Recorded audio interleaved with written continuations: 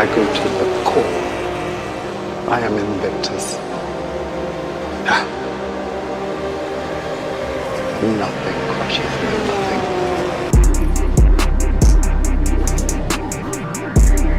You can hold the outside this time, mate. Oh, Samansky binned it. No way. No way, binned.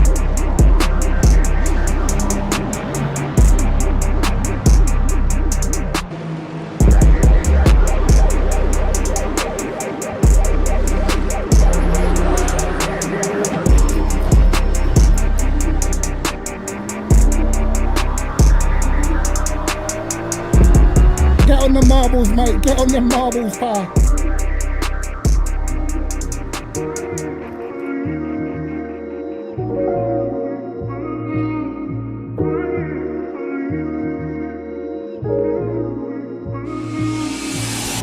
Oh, no. My throttle stuck. Oh, my God. Throttle stuck.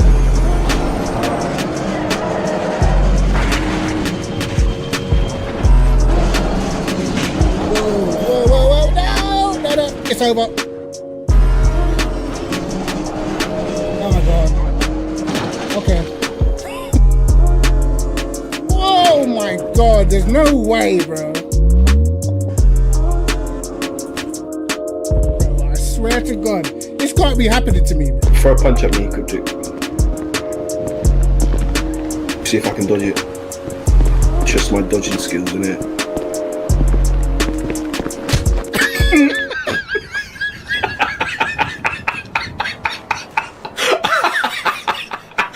Damn. Yo, lads, what is cracking? What is happening? Evening on this Monday. Evening on this Monday, man. Bro, I don't even know what to race. Like, I was thinking I'm going to do Cota again. I'm going to try the Ferrari, but I did about 5 laps of this sketchy as hell. So I just saved whatever I had. And boy, I might be preparing myself to lose some DR because it's sketchy as hell. Look at us signing a real striker, bro. It's about friggin' time, man. These are, bro, to be honest, I don't even want to talk about football because Arsenal have been actually getting on my nerves, bro. They've actually been getting on my nerves. Noni Madueke. Do you know, I'm still not happy. Even if we get Gyökeres, I'm still not happy, bro. They're taking the piss. Like, I actually think that the Kroenkes are trying to help out their American friend over the pond, just to make sure Chelsea pass financial fair play. That's what I reckon. Why do we keep buying their players, bro? I don't know, man. Listen, Arteta's going to be under a lot of pressure because a lot of people are not really happy with the Madueke signing. So I don't know. You know. Do you know what? I could choose the BMW and just be absolutely fine around here, or I can be ready to lose some driver rating. Do you know what? This has had no leaderboard all week. None. Like, what's the point? You know, I could have picked the Lambo. It probably would have been a little bit more straightforward to drive. I don't know. I am brave enough, man. I am. I'll take the BMW. It will be easy street, but let's have a go in the Ferrari. Why not?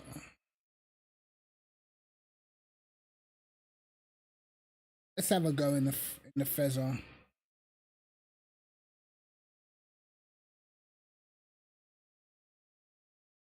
Man said I'm a free agent. in GT3, just see, because we got some numbers right now, to be honest. But we'll see, because I don't know what day I'm gonna be doing it. Because I think Prenta's he's got one with his actual esports team, and then we're gonna see for the next day. But I've got a few people wanting to do that, so I'll see. Hey, Race for Life, appreciate it, bro. You have the badge because you was the #1 commenter, I think. Cheers, Luke. Right. What have we got? 7 minutes. Man. Bro, I could take the BMW and just be fine. Like, no bother. You're a hypercar. Yeah, we're not doing the hypercars, brother. I mean, I can invite you in for the hypercars, but I'll be real. Until that Aston Martin Valkyrie comes about, bro. Hypercars ain't seeing me, brother. Alright, let me slap this little test setup on. How much fuel do I need for this race again? How much was it? Was it like 15 laps or so?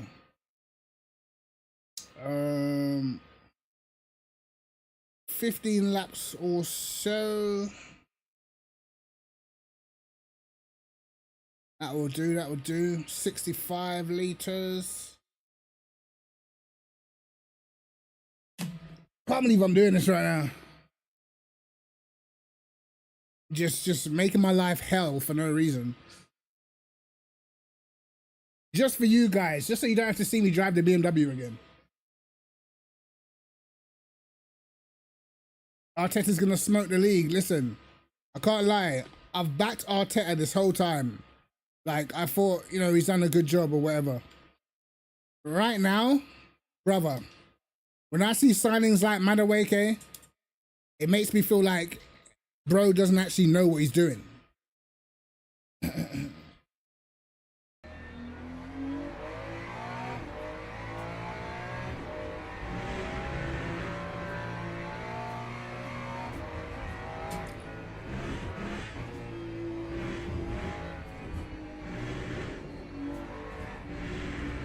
Uh-oh. Yep, sketchy.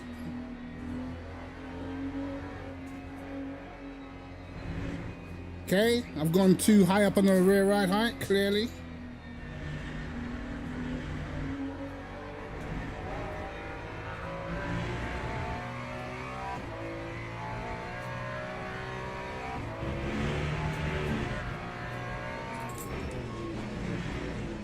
Oh yeah, I forgot cold tires.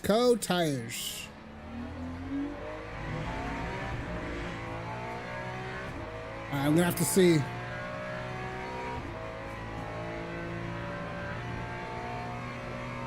What's up?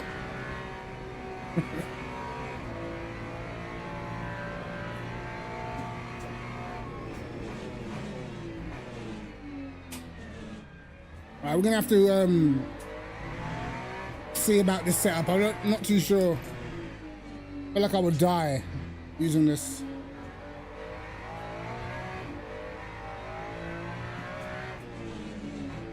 I mean, it turns a lot. Maybe too much though.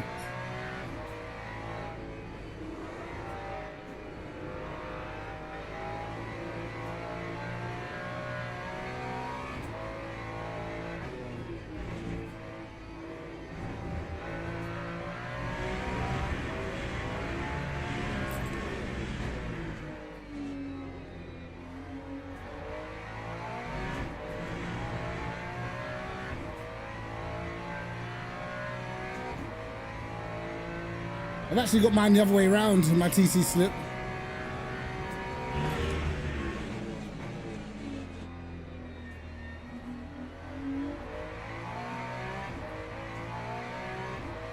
Right, let's see if I've been it through here. This is all I need to know. Yep. That's all I need to know. If I push through here, will I die? Yes. That's all we need to know.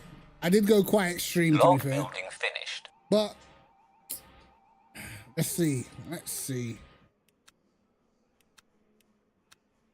I've gone pretty extreme, to be fair, lads. I can't lie. Need to dial it back in a little bit. I think I'm doing a bit too much. Right. That should be safe. See, I don't want to lose the turning too much, but I don't want the car to be unbalanced. through the fast section. And we ain't got a lot of time. Yeah, 296 is sketchy, but it's fast.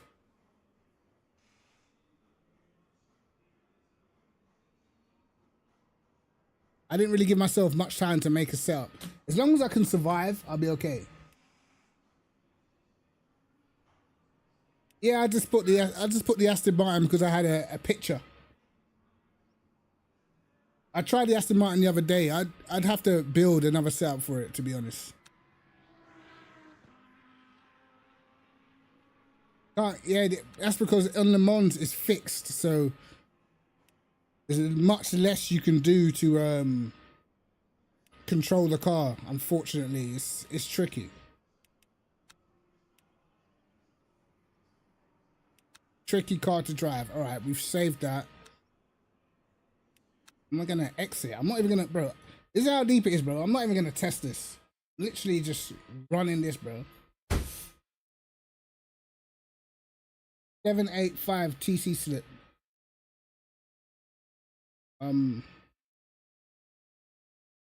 See, my traction out the corners isn't a problem, to be honest. TC out the corners is feels okay. Craig Shep, oh man, I've actually got a decent guy in here as well. All right, if we completely blitz our DR, I'll slap the BMW one. I know, Monza fixed. Hooray. Absolute bore fest. My TC slips on like 10, bro.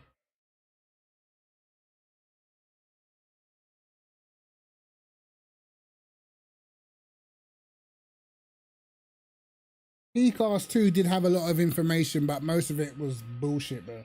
That's the problem. Information is only important if it actually helps you set the car up for competing.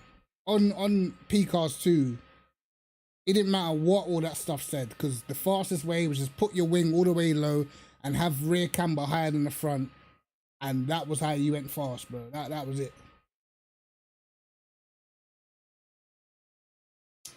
Bro, yeah, Monza is, get that shit out of here, bro. You know, I said to Carl, I bet you any money they're gonna put Monza on. I knew it.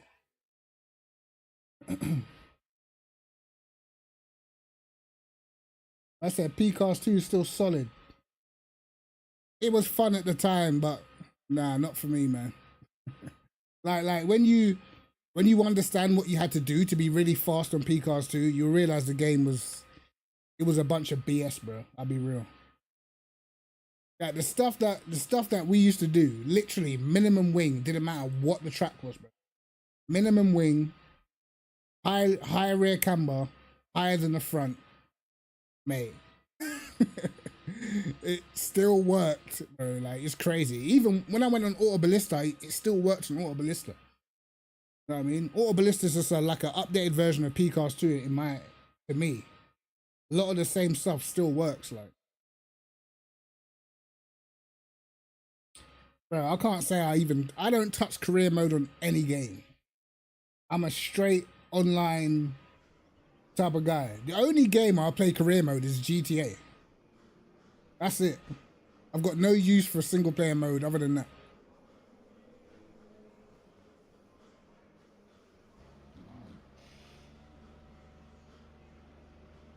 Man said he didn't sign up. Bro, listen, I'm taking risks. I'll be real. Hey, cheers, Zach. I'm probably gonna need it, to be fair. Probably gonna need it. If I can even, like, I need to make sure I can even bang out a quali lap, because I'm not even practicing with this setup. I'm literally just winging it. Bro, GTA is the only game where I play the story. Career mode, story, whatever. It's the only game that I'll play. Yeah, story mode, man. Loving LMGT3 fixed. Yeah, fixed is cool. I did a race at Portimao. I did the fixed race at Portimao the other day. And it was kind of boring because literally everybody ended up getting like drive-through penalties or stop and go. So I had like a massive lead. I was gonna bring the video out, I just didn't even bother because it was just, I recorded it, but it was just boring because everyone's got a penalty. Right. Let's see, actually, I'll take some fuel out.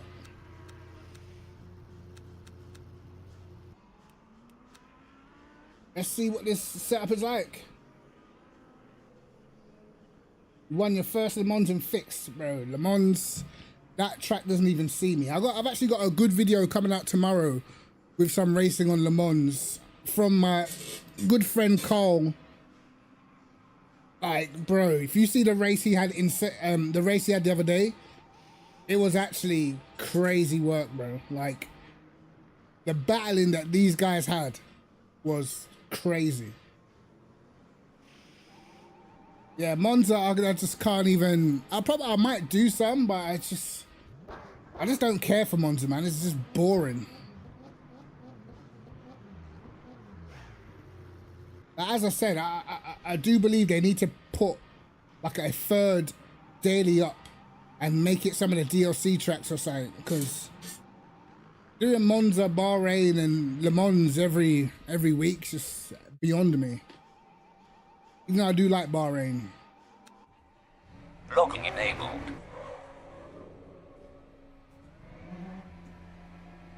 Green? Okay, that went to high grip quick. The full game comes out on the 22nd. So next week, Monday.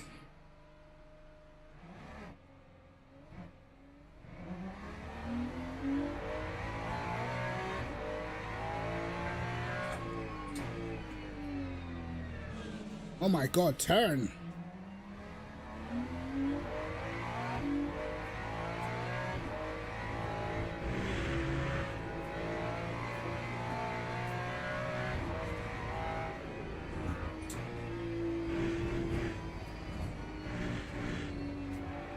Now, this is the section that I'm scared of the most.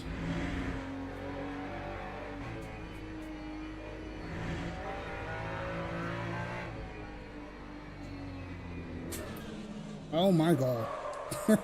For good reason. For good reason. I'm not even changing these tires, bro, I swear.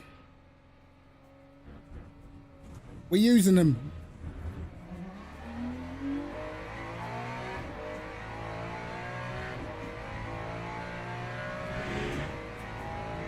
Alright. That took a bit of life out of the tires.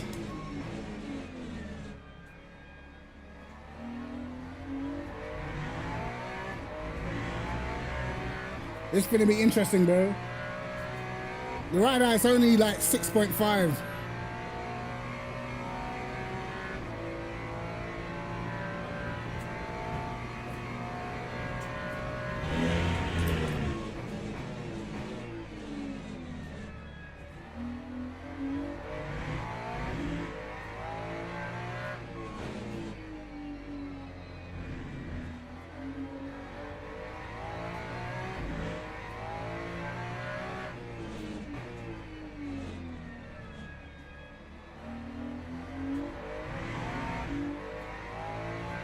It's snapping because of the suspension, because of how I got the suspension set up.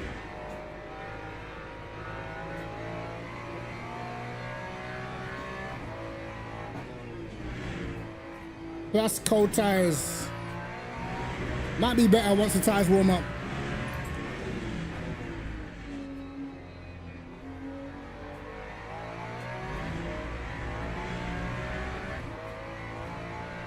Right, here we go.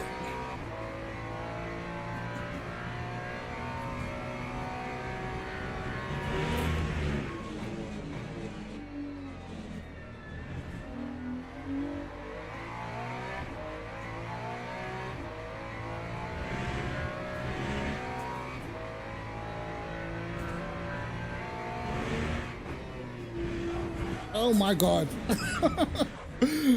Yes. We're still not going to change. We're still not changing. We're going to have to make it through, lads. We're gonna have to make it through. If I go back and change the tires, I'm gonna be starting on worn, I think. We can't afford to do that.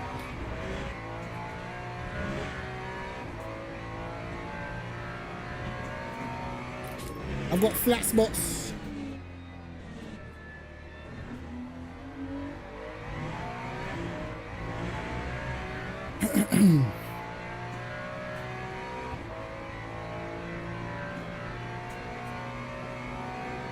I've absolutely flat spotted these tires already.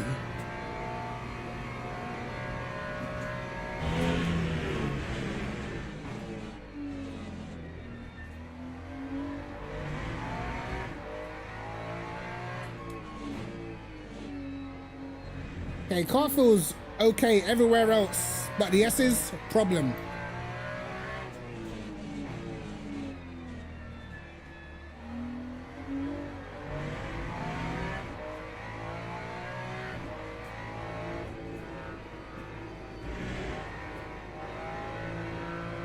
Okay, we're good through here.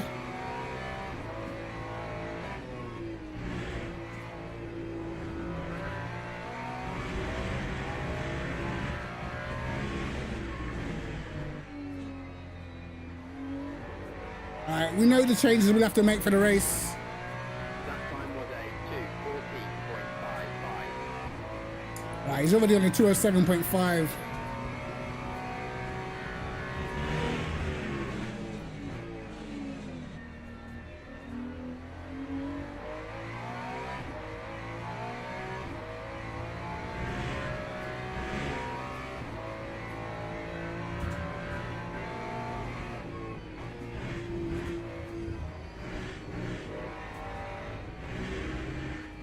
I have to be all gentle through here just to get a lap in.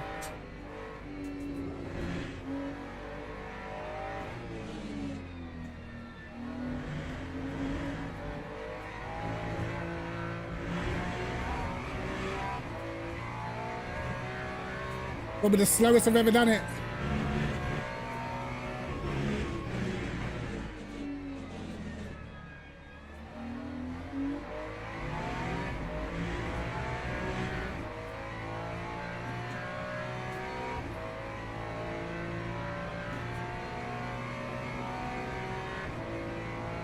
Yeah, my tires are done.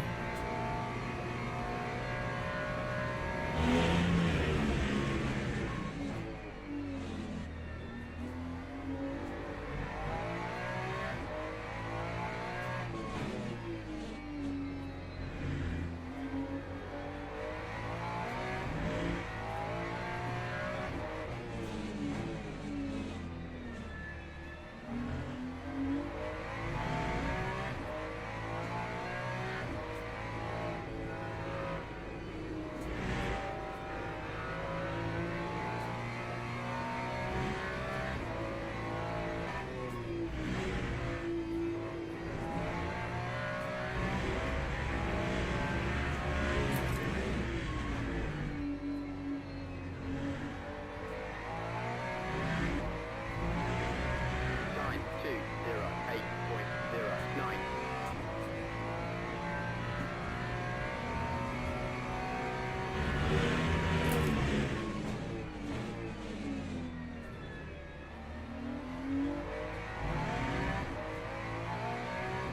We can try and send it.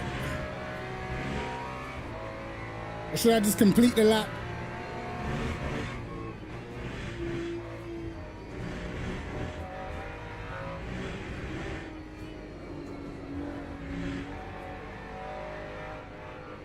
Oh, I'm literally hanging on to it through there, bro.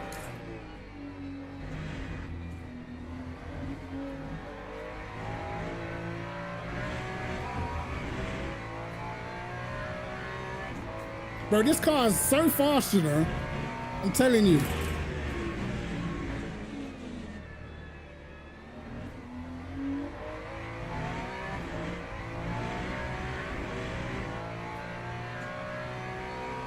It's very unstable, but I'm telling you, this car is a rocket ship, bro. This is like a subpar setup.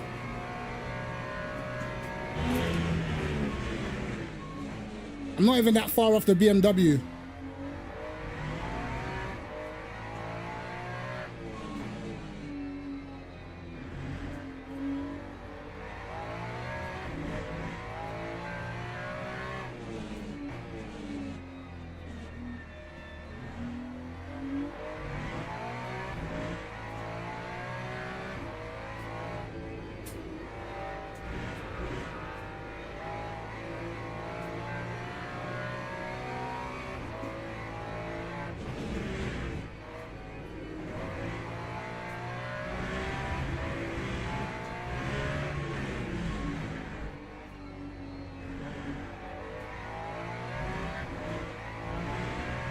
Time 2:07.56.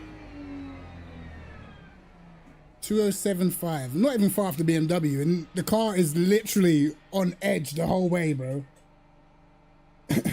Short shift, okay. Log building finished.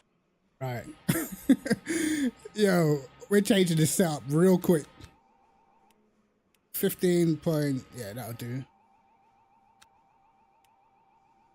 Alright, let's change this setup quickly. And my tires were down to 90. Jeez. Right. Let's try and survive this race, bro.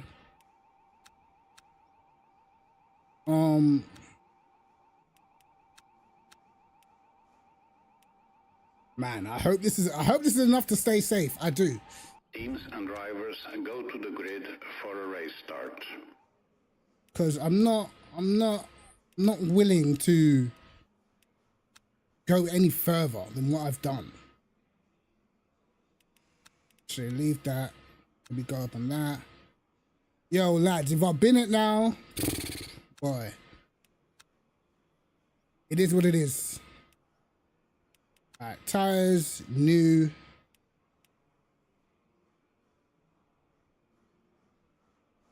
I'm at a 2079.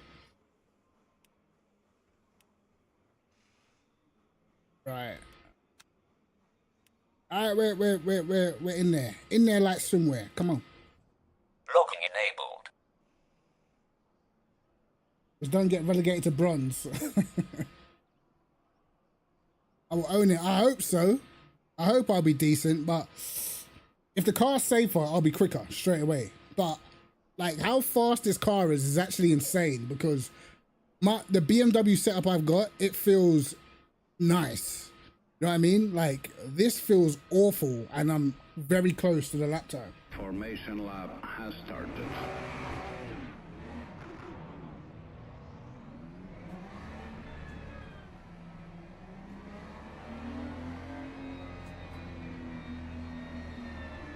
Yeah, no DT, hopefully.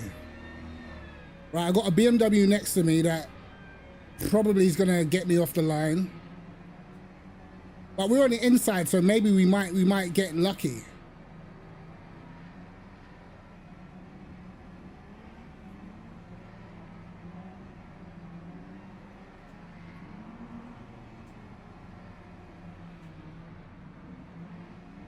But last time I raced, who did I race in the Porsche? I think it was Neto last time, and the Porsche was really fast over the distance. Only started to fade the last 3 laps, I believe.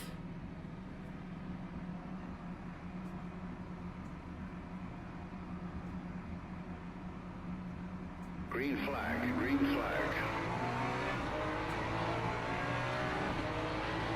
Wow.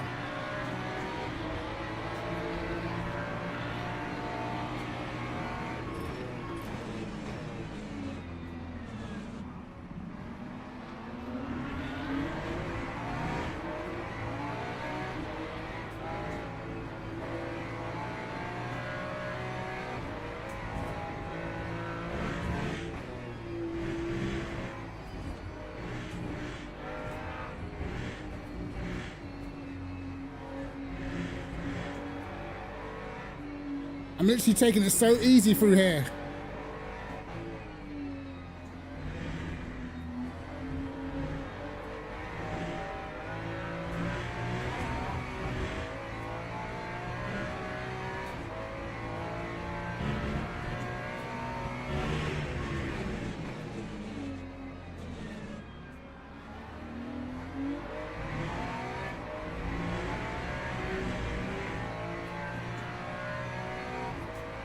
Gonna have to defend.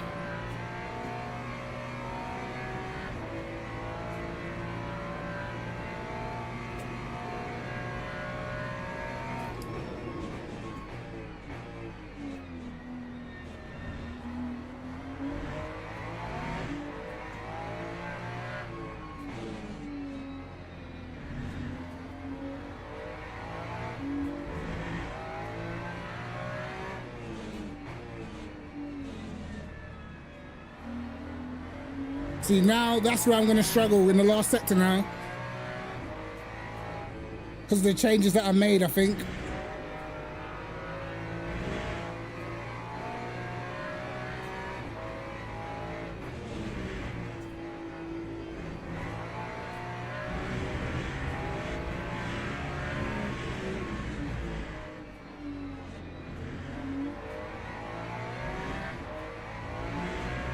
Lap 2, 13.73.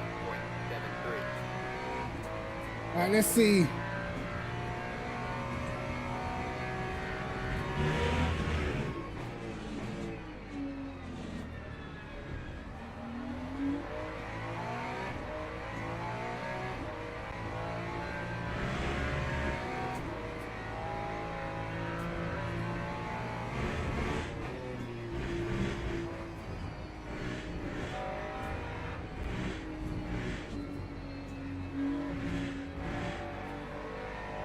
It's a lot more stable through there, but a lot more understeery.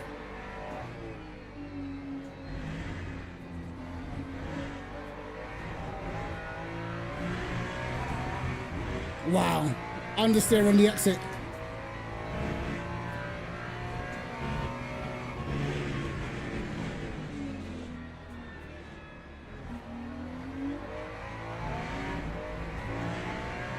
We're gonna have to hope our tire wear is immense.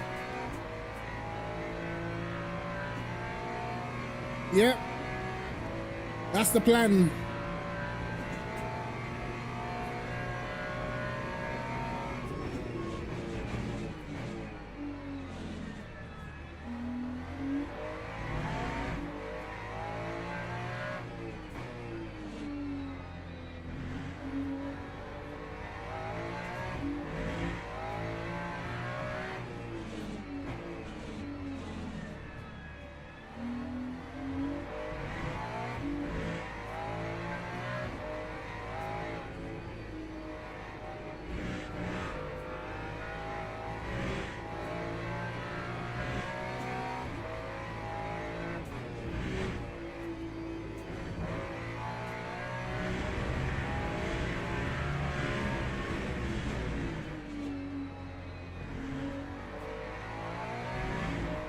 $206.7. Okay, buddy.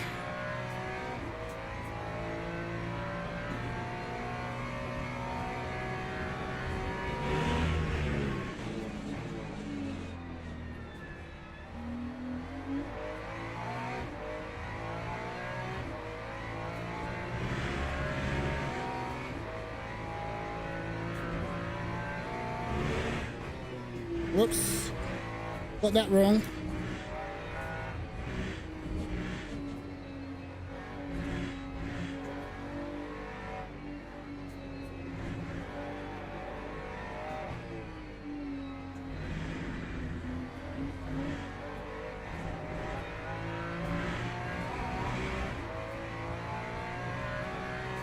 So one thing I do know is you cannot afford to get the line wrong in the S's with the Ferrari, or else you're literally going to be backwards.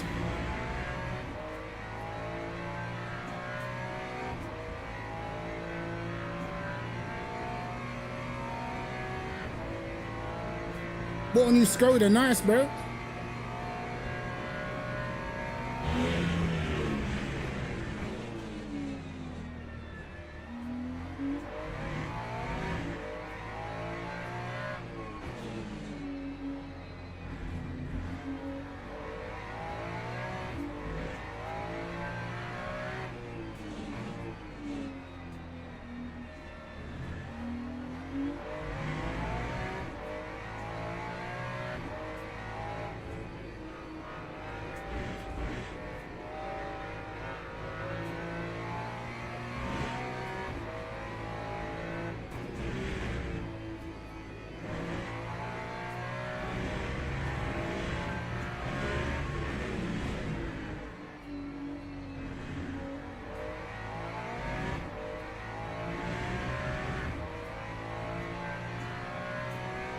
I'm definitely flying out front, man.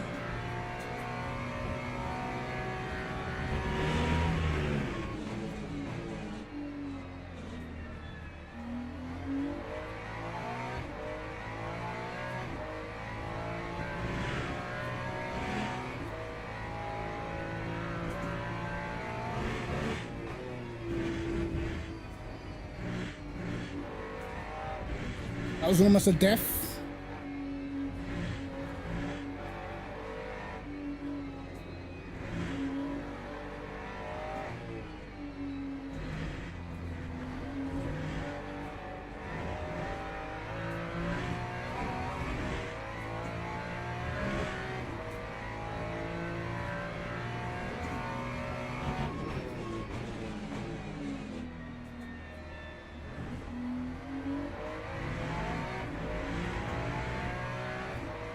That's not good, getting caught from the guy behind.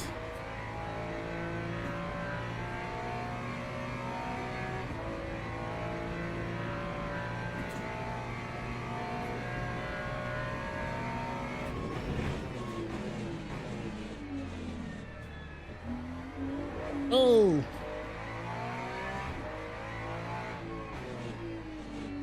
That was random.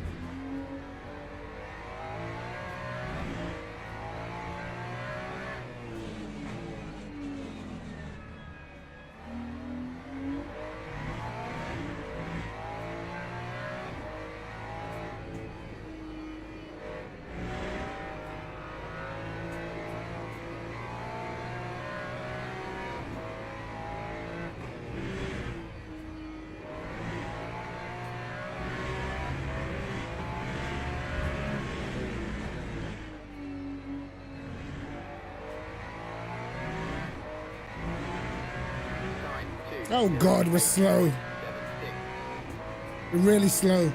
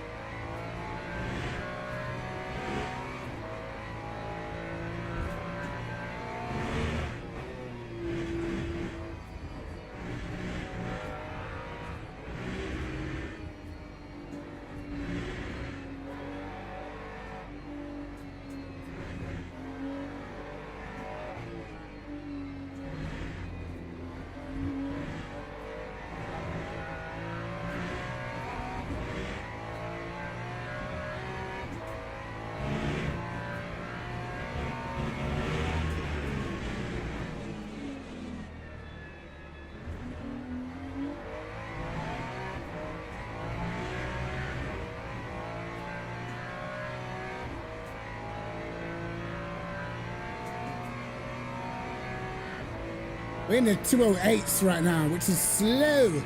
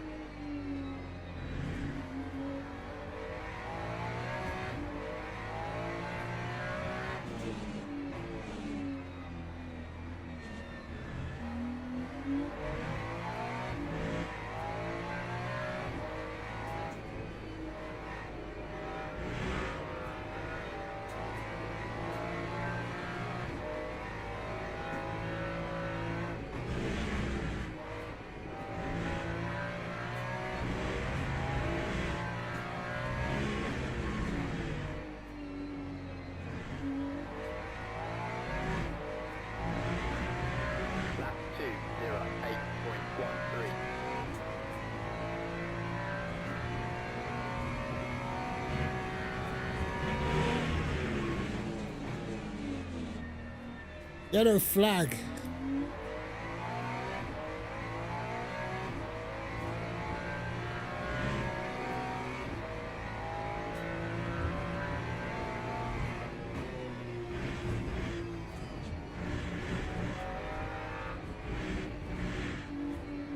It's so sketchy through this section, it's insane.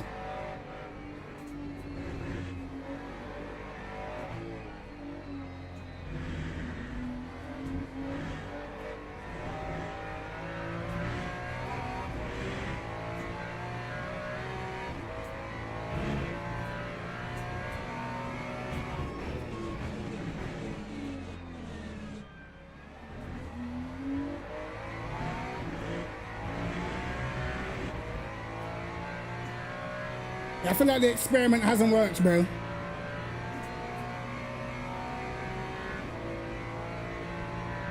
The experiment has not worked.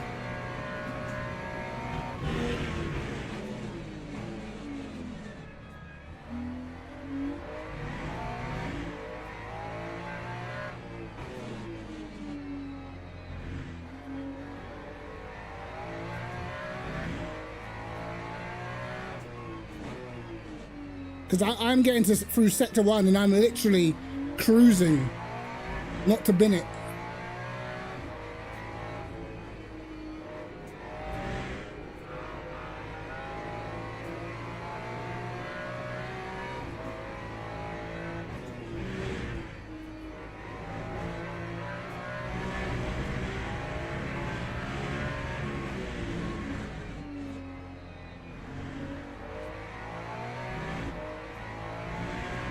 That time was a 2:08.47.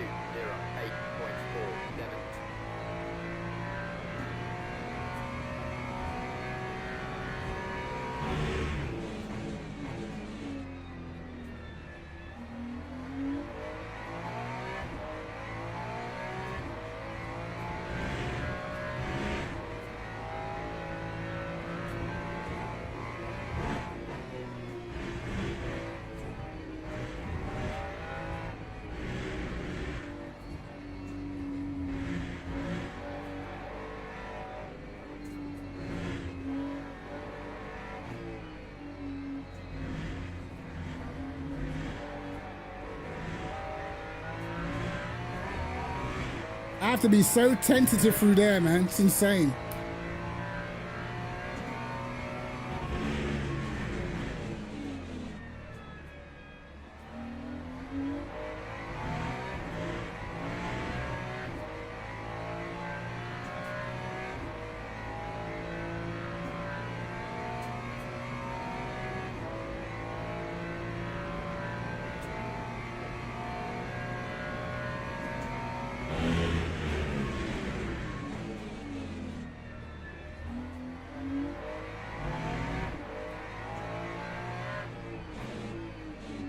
I'm just hoping that good tire wear is going to save me.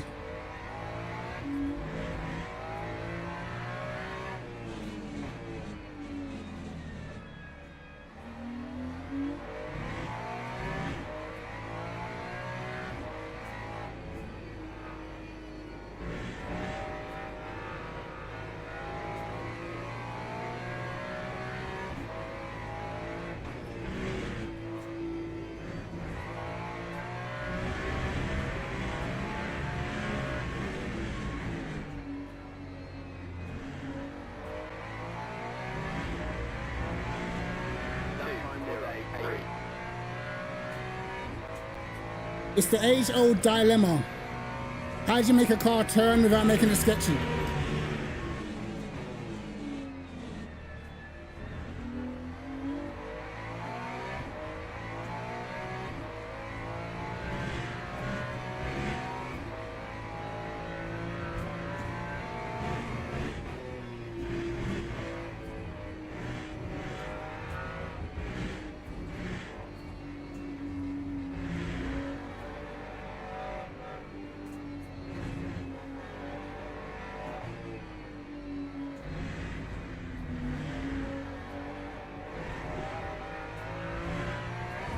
Do you know what? We're going to use the Ferrari again. We're going to use it again, and I'm going to make some changes that I think might make the difference. We'll see. I kind of know what the problem is. I think I know what the problem is.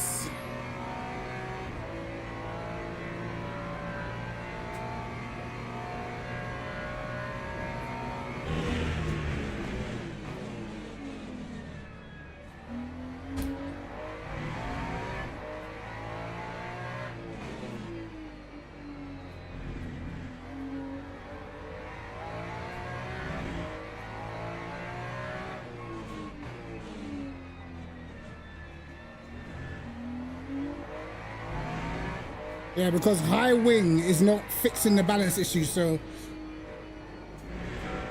aero platform was wrong.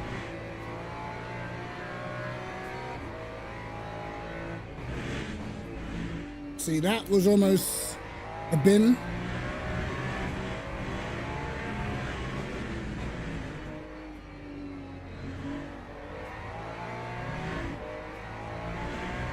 Time 2. Awful lap. 9.03. See, if the line is not perfect with this car, you're in trouble.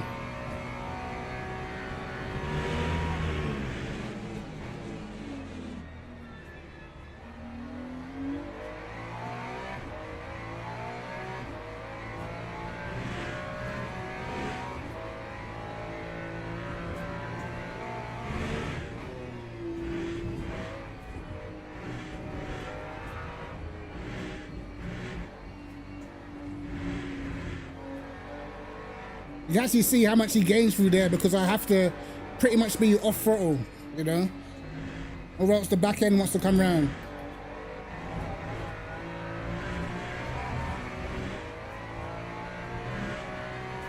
Oops.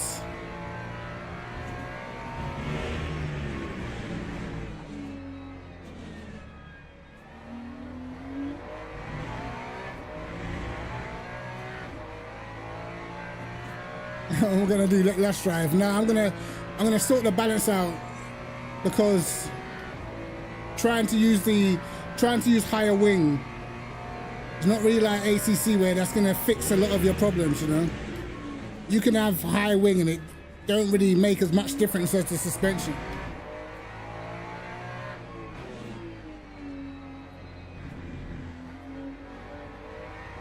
In other words, if you get the suspension wrong or too aggressive, it don't matter what wing you got on, your car's gonna be sketchy, so.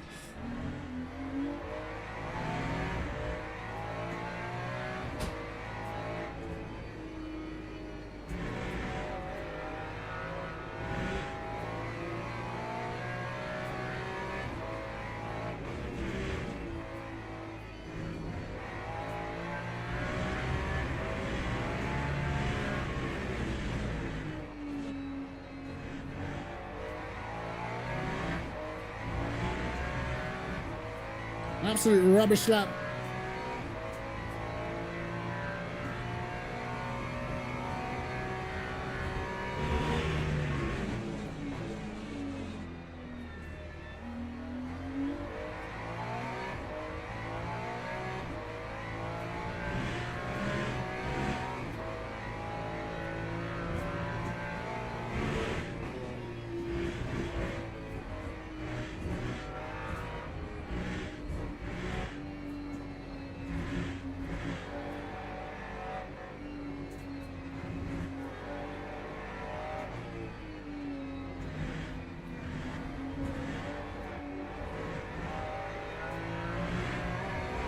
Even through that section, the car's very unbalanced.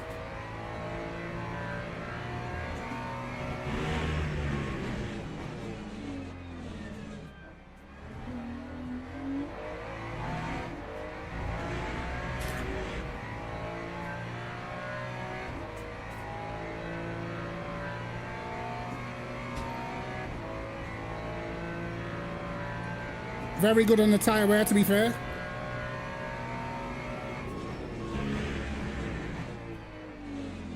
That wasn't good.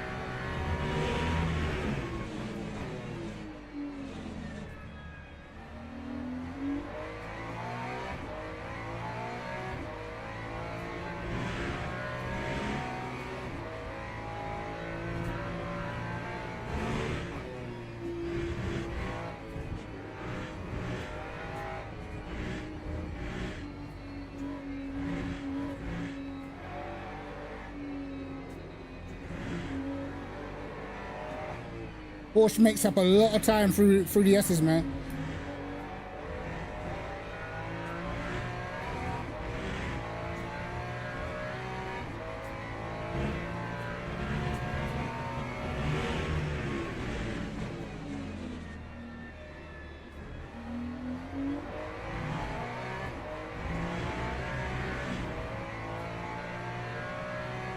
I can tell it's only tire wear keeping me in front of this guy.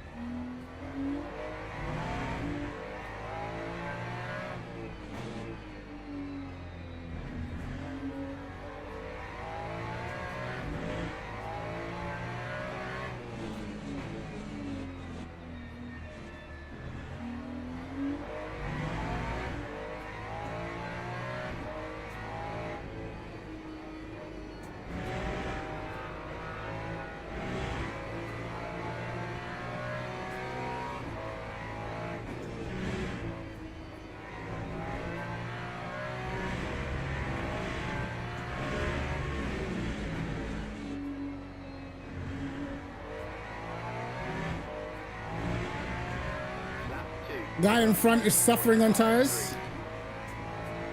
Yeah, this is open, bro.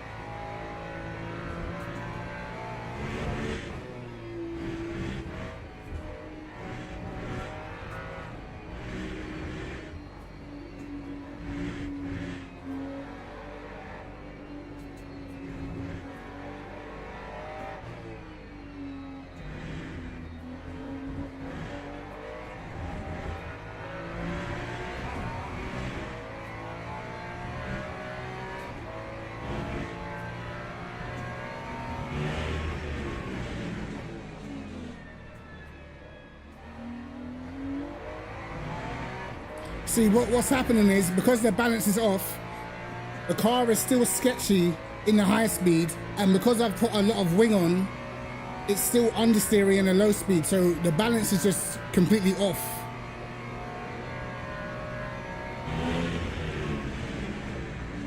So I'm not getting any of the advantages from running higher wing, because I'm just getting understeer.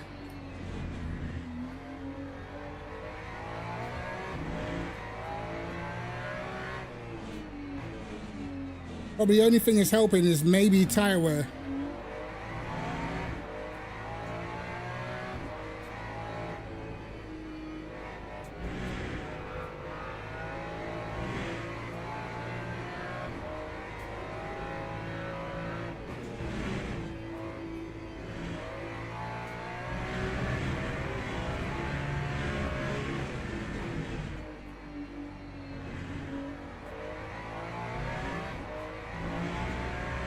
Yo, Arrow, how you doing, bro? 8.80.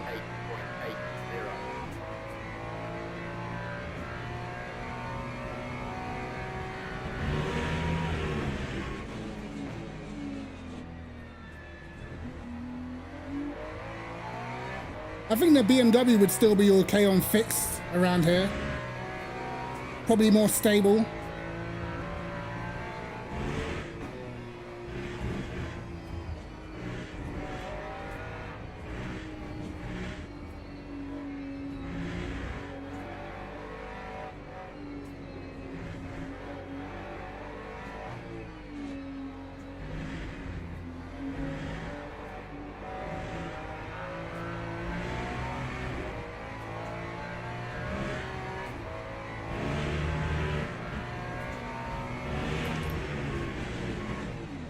Whoops.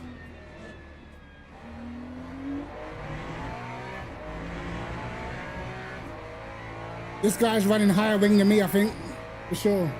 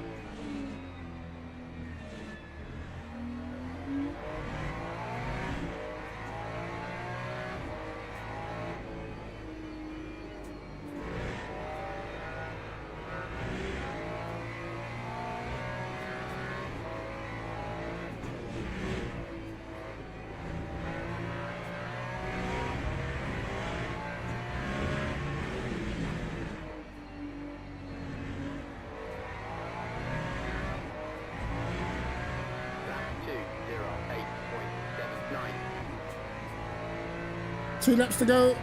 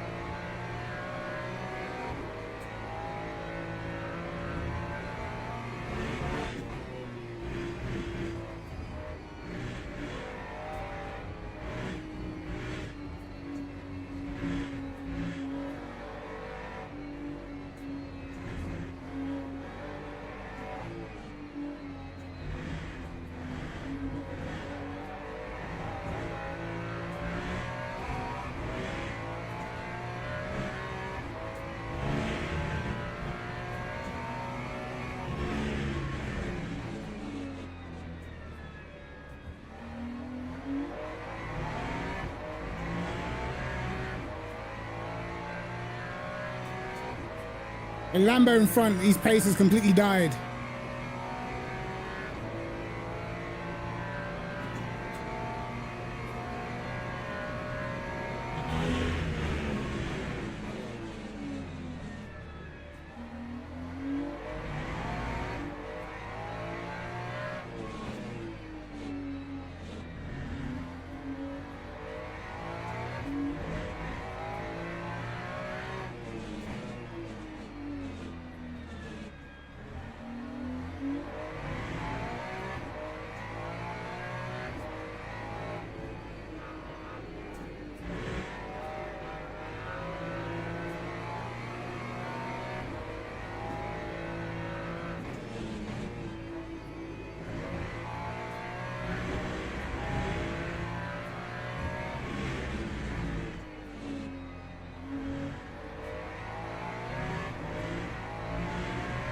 Time 2:08.47. He's losing a lot of time, the guy in front.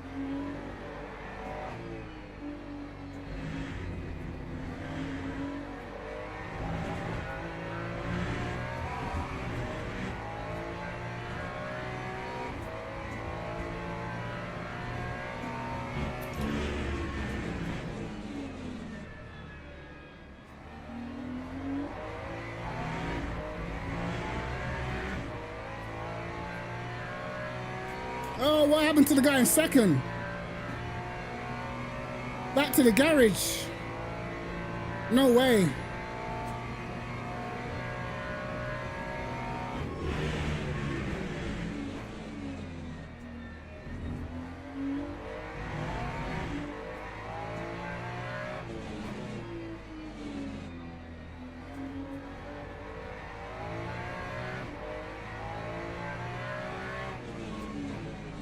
Was he low on virtual? I think he was low on virtual, wasn't he?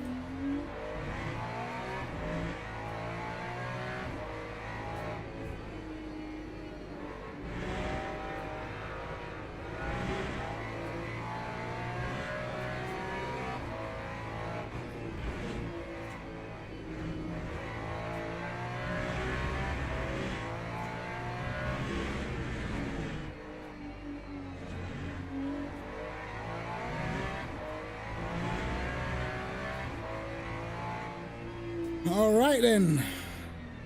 Second, hey, we'll take it. We'll take it, mate. Yeah, we take Log those, bro. building finished. Oh, look at that. He's fast as that. 1.4 seconds quicker. Damn. That was just consistency over pace. To be honest, we had zero pace in that race, but we managed to survive it. The first sector was very, very tough. Celebration, you're not wrong, you know. You're not wrong. You're not wrong, lad. You know what I mean? I forgot about that for a sec. What are we saying? How does the Ferrari fix feel compared? The Ferrari fix is a handful. I'll be honest. Yeah, it's a definite handful. So I wouldn't. It's not like one of the cars that if you're not insanely confident that you should pick. By the way, podium celebration time.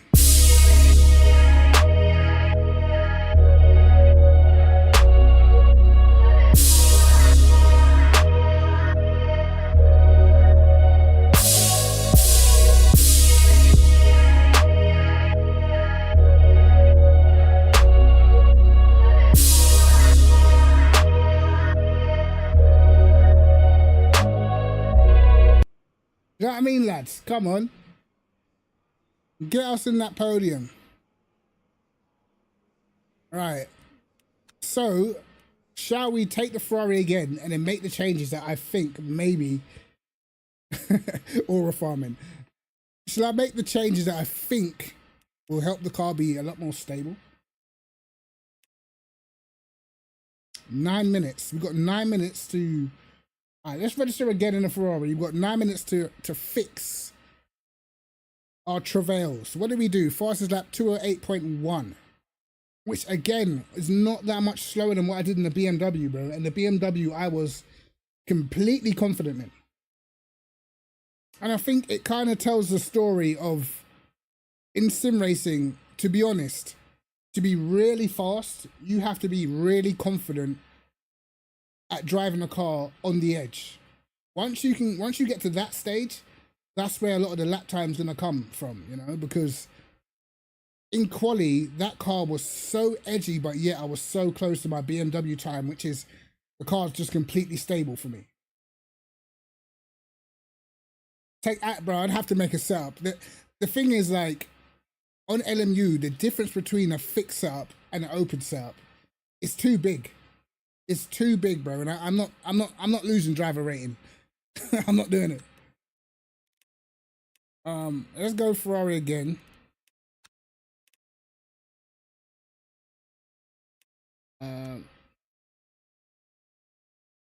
Ranked to #1 in the lobby.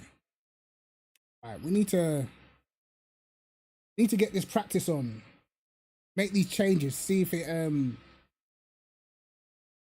if we can make it work.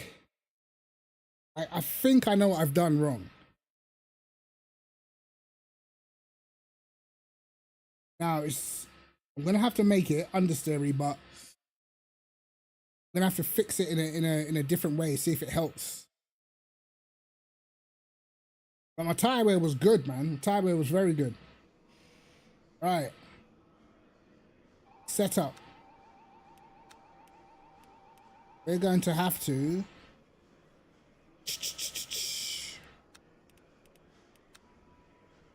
stabilize the car in a completely different way.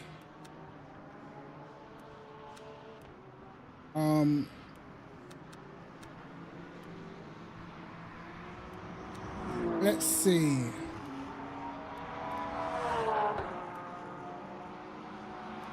Let's see if this works. I don't know. It's gonna be interesting. Stabilize the car in a completely different way.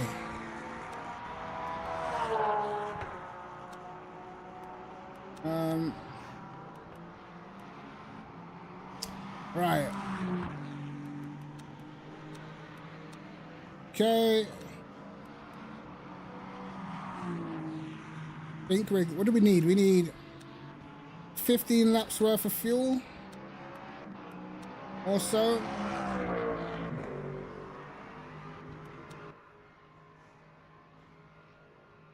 Locking enabled. Got a few Ferraris in here as well. Let's see what the track grip is. Track grip is saturated, so it's not exactly the same as what the race is, so you have to take it with a pinch of salt.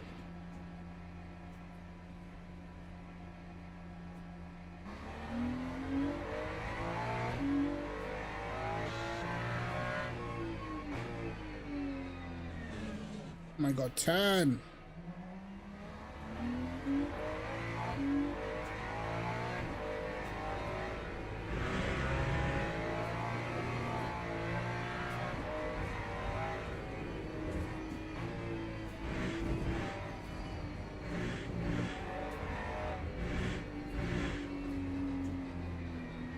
Okay, understeer for days. Oh, rear oversteer.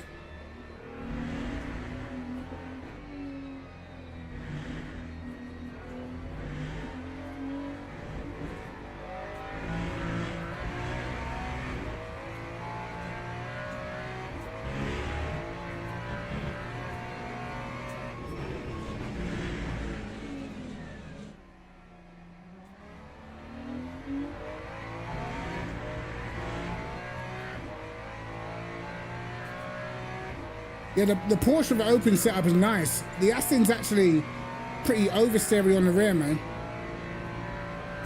The Aston takes quite a lot of work.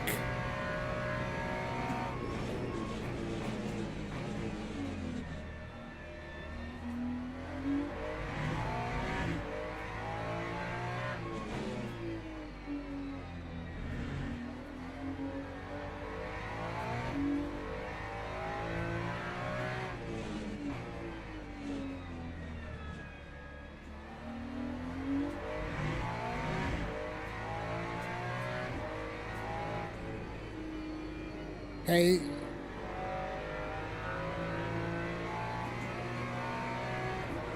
Definitely more understeery through there.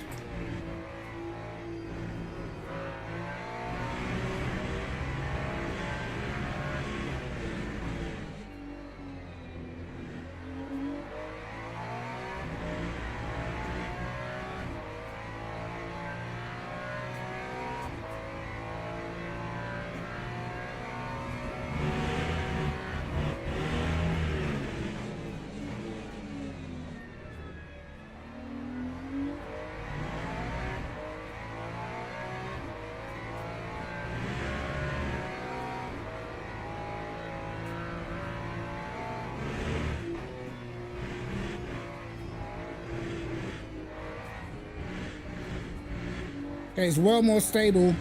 A little bit more understeery though.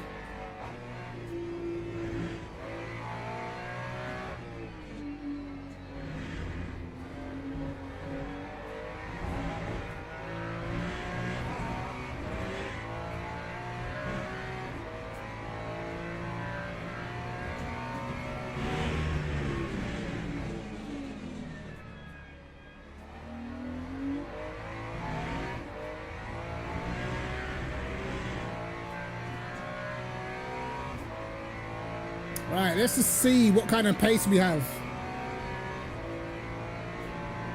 Yo, Jim, how you doing, brother?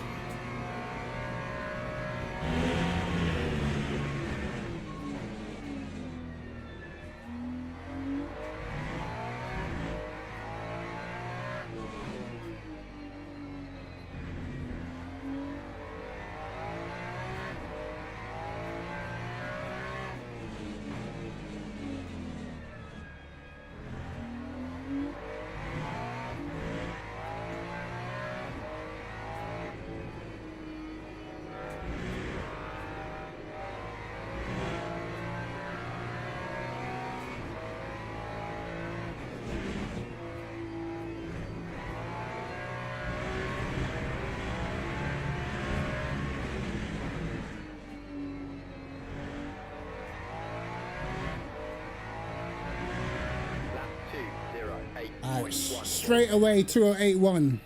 That tire's been up to temperature. Job's a good one. Log building finished. Right, we'll save that.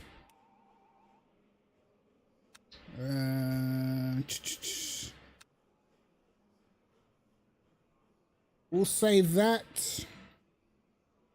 Quota base 2. Oh shit. 296. Done. Save. Right, we'll use that.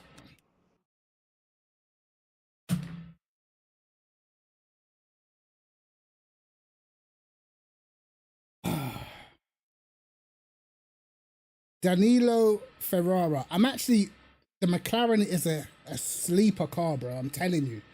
The McLaren is a sleeper. It's quick. In open setup, I think the McLaren is a dark horse, man. It's good on tire wear. got good straight line speed, and it's very easy out of the corners.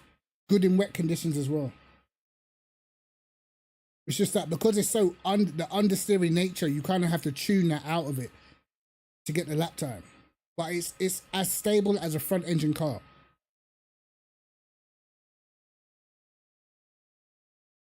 When I make a video on the setups, I'll make a video on the basics, because like at the moment, because of how secretive so much things are, and you know who some of my friends are, and they've got stuff going on, it's very hard for me to, you know, give people the real deets of the setups.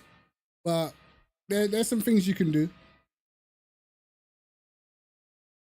Someone's brave to go with the Mustang. Well, it's open setup, so you can make them. The thing is about the Mustang, it's just very hard to make sketchy. It's just, can you make it quick? You know, that's the difference. Like, I could drive the Mustang no problem around here, easily. I'd probably be slow, but I probably know I wouldn't crash.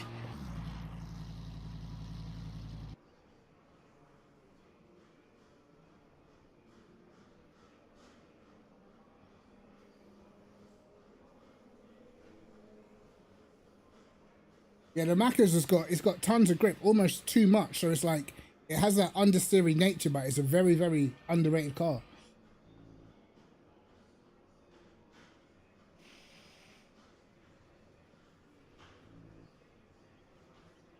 So we'll go Ferrari again, and let's see if we can be quicker in the race than the last one. I think we probably will be.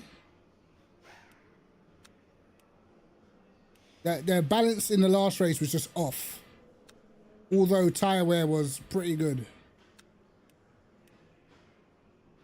Like, even if you look at even the leader, he was well quicker than us when his tyres were fresh. But at the end, he wasn't really getting away that much. You know, the gap stayed 10 seconds for a long time. And like in races, like half-an-hour races, it doesn't really matter too much. But when we start doing these endurance races, these driver swaps, and you got to make the tyres last for the whole stint, it's going to be a lot more important. So you're going to have to build setups more towards balance than just speed. If you build it towards balance, then everyone in the team effectively is going to be able to make the tyres last, unless they're just bro steering insanely bad, you know. But what shall I see again? I'm not entirely confident in the Ferrari also. Like, I don't really drive it. Wow. Man left the pits upside down. What the hell? What did I just see? How has he done that?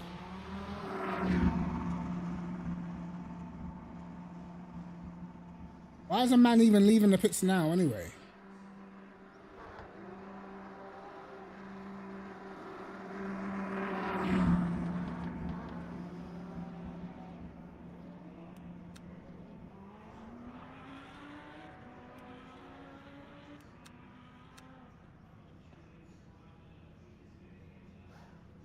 Yeah, the Aston's stronger in longer races, man.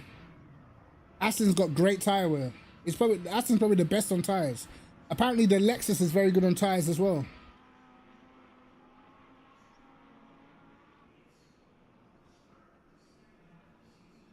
Car spawning in mid-air is diabolical, man.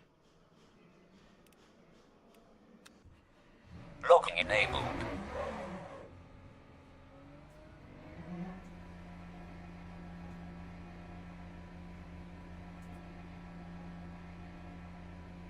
Yeah, but in endurance races, the Aston will be super strong because of the tyre wear. And I think you have to think as well that some of the endurance races, you're going to have like limited tyre sets. So sometimes you're going to have to double stint tyres and stuff like that.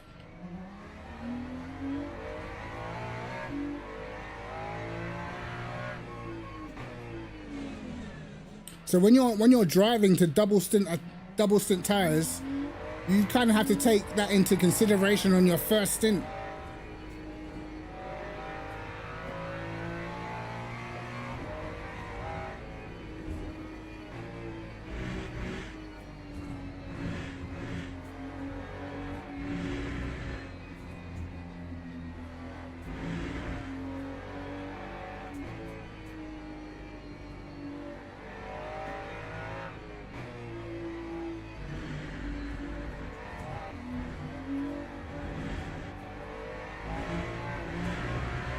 Right, my car's not good over those bumps.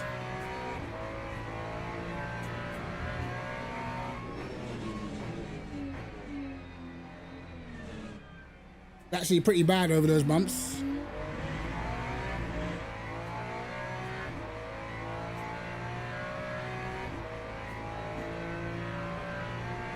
Too late to do any damper work though.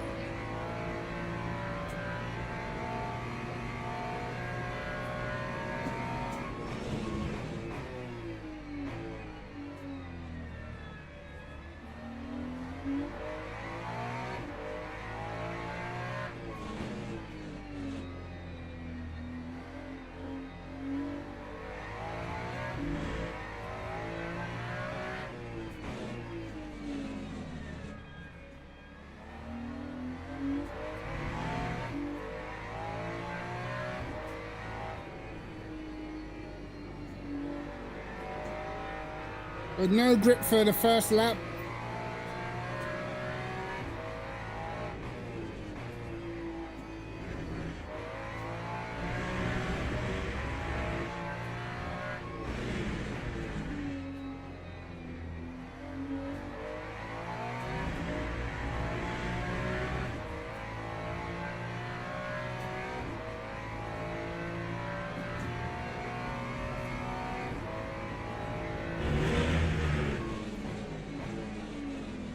Wow.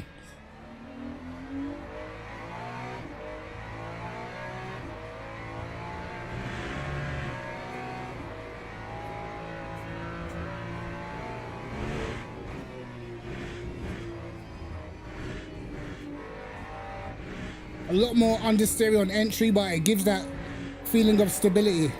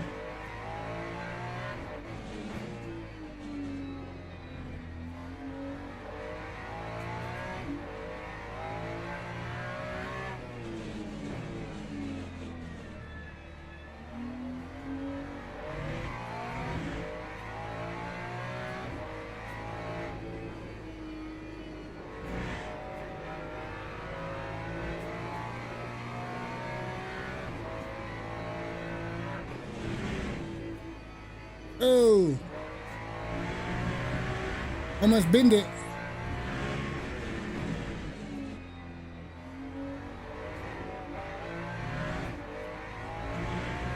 Lap 2:09.11.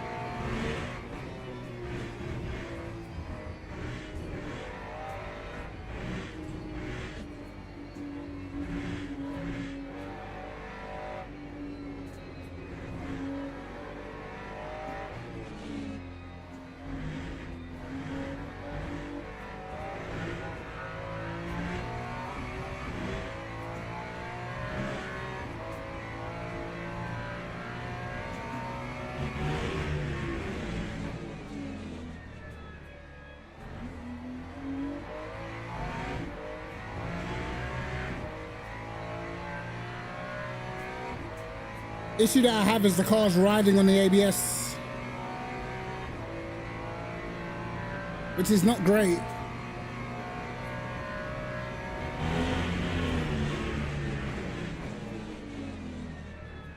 Yep, feel it again.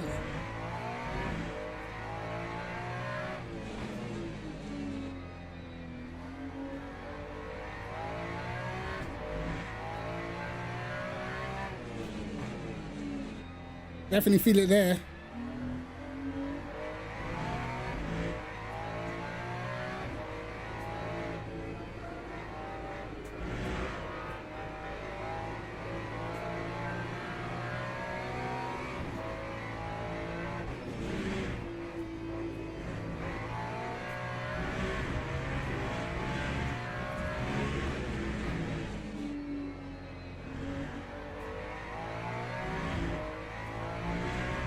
That time was a 2:07.59.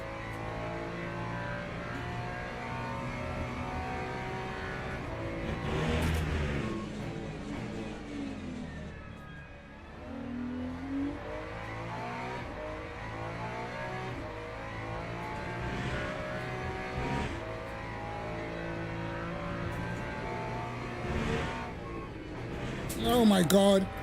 No, it didn't gear down in time. You bastard.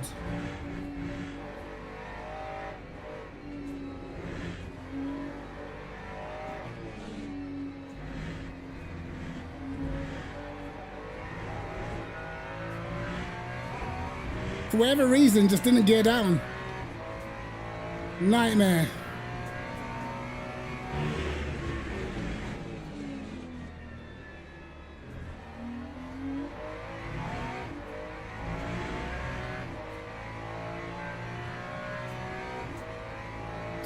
Somehow managed to save it, but ruined the lap at the same time.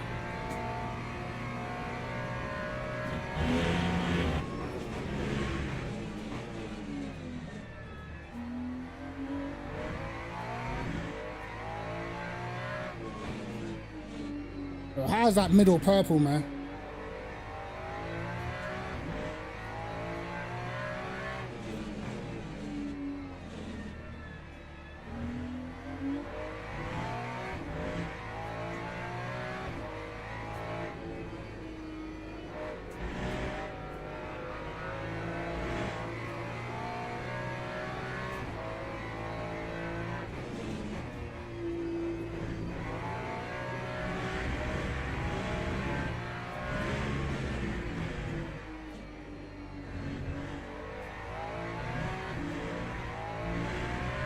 That time was a You screwed that up. 2:07.60.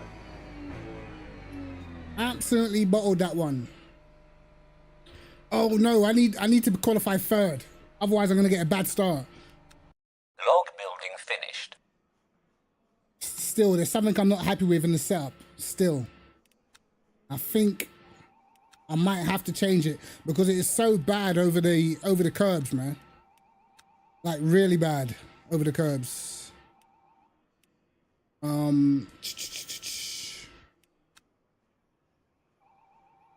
It's not riding the curbs well at all. Do I change, bro? I'm gonna have to change it. I'm gonna have to change it because it's just can't do anything. I'm just hitting the curbs and it's just awful.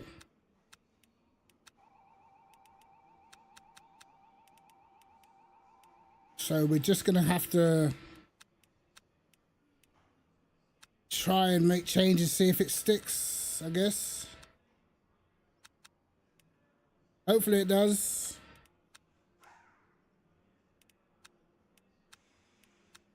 Yeah, we have to try and make changes because that curb compliance is absolutely garbage.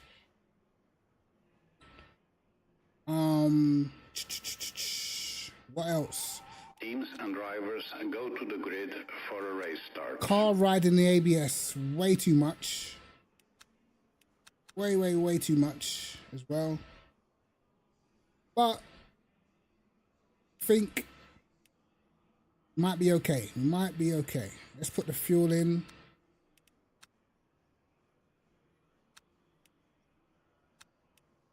Good on fuel. Blah de blah de blah.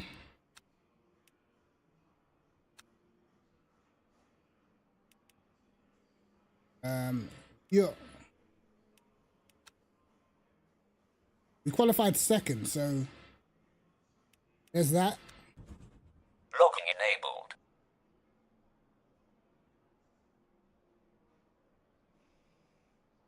Yeah, I reckon I would have ended up being a couple of attempts up. I don't think I would have got pole, but I think I would have got a low 207. Because that third lap's that third or fourth lap is the fastest lap because the tyres are up to temperature, man. Formation lap has started.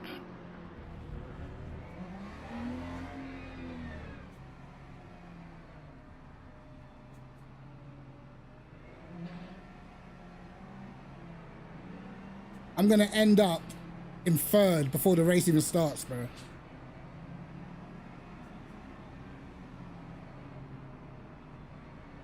It's just the way how the last corner works on this track.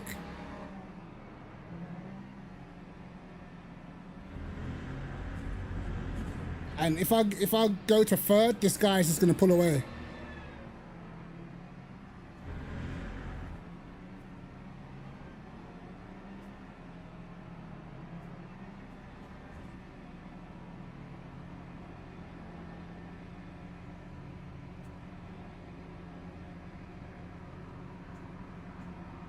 See? Green flag, green flag.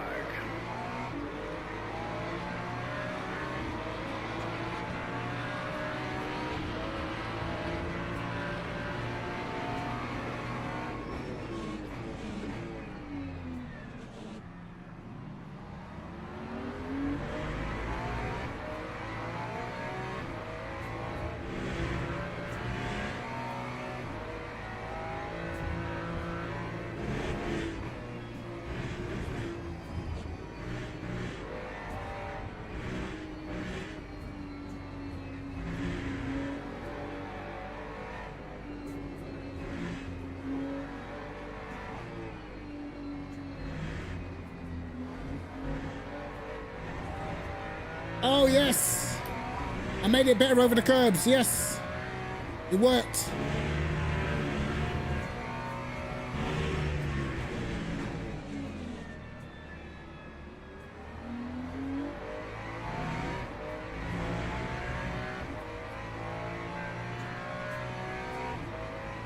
Cheers, Miguel.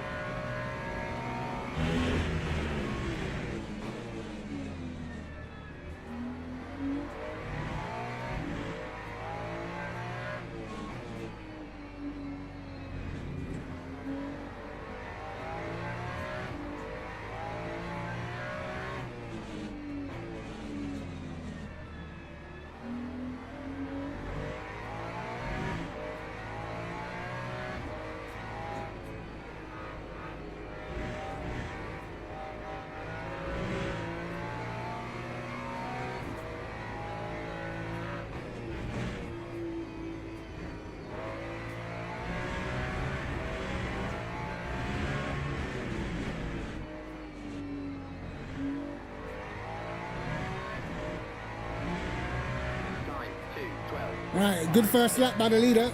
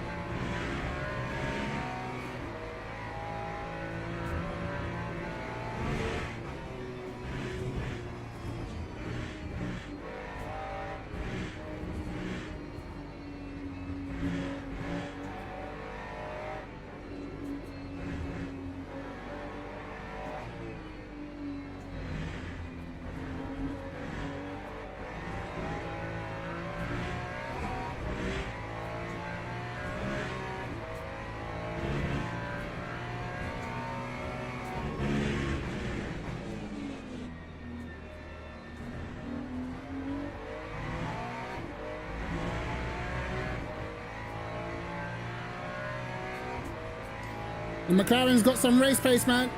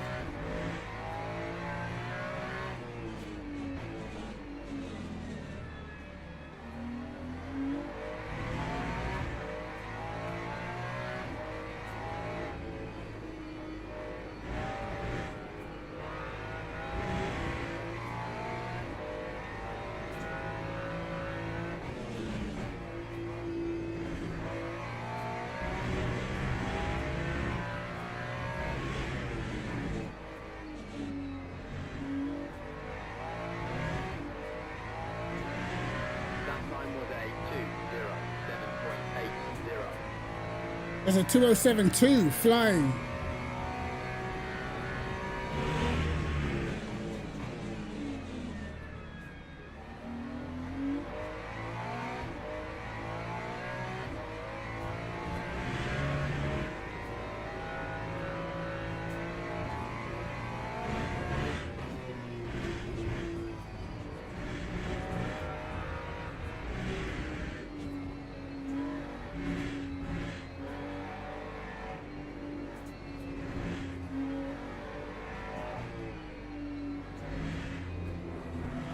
Oh my God.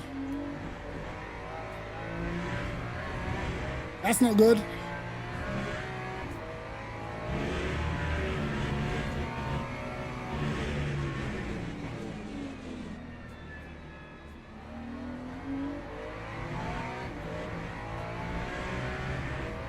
Almost died. The problem is that the McLaren won't fade in pace.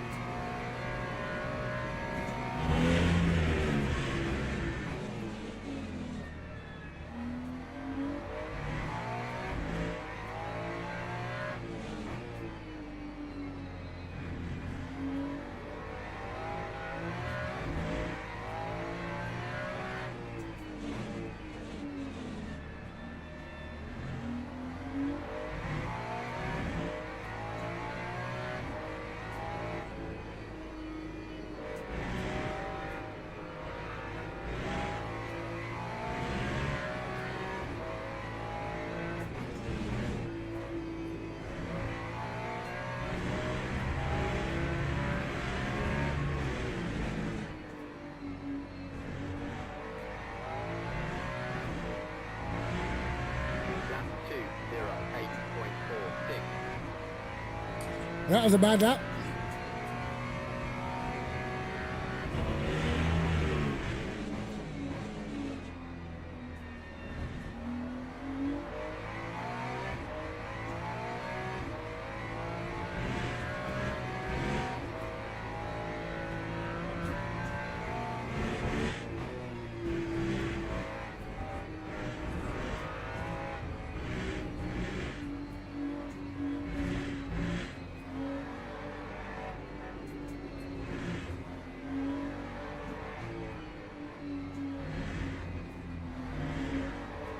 Uh-oh. That was bad.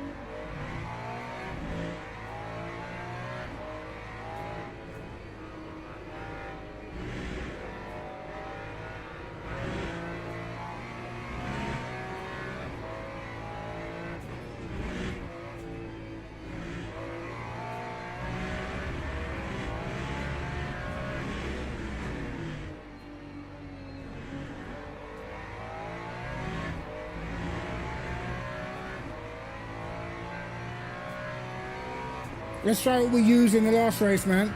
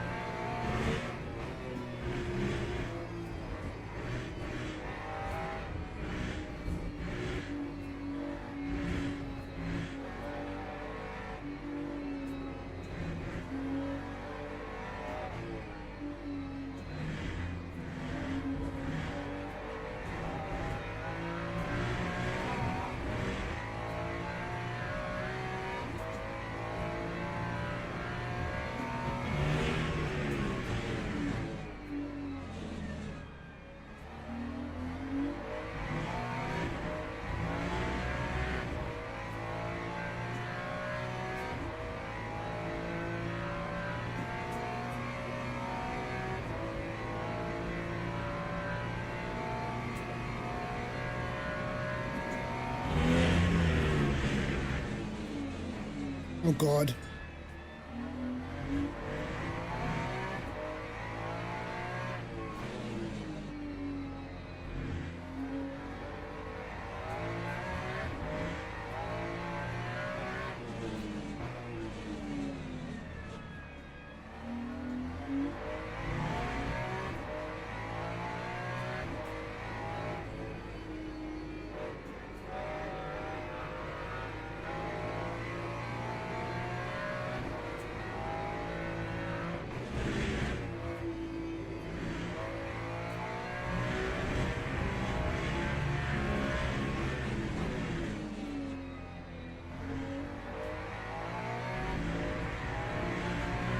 Lap 2:08.34. Okay.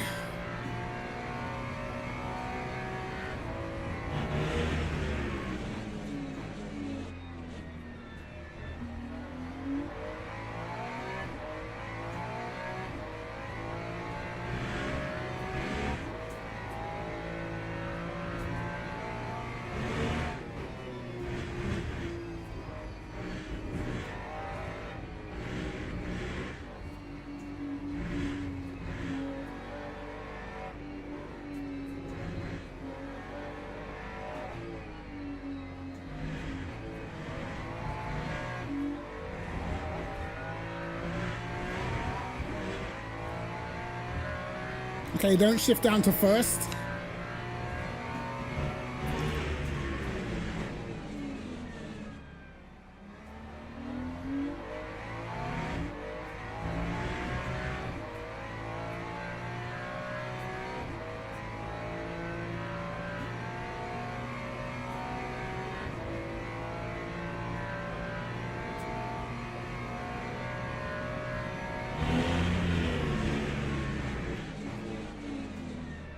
Missed the apex again.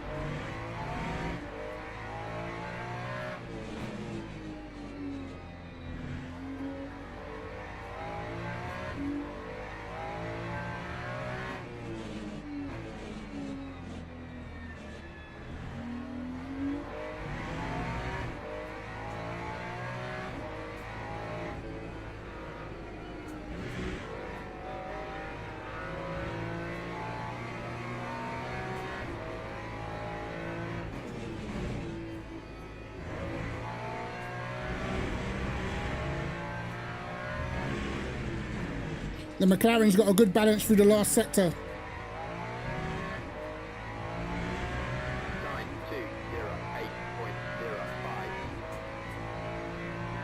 9208.05.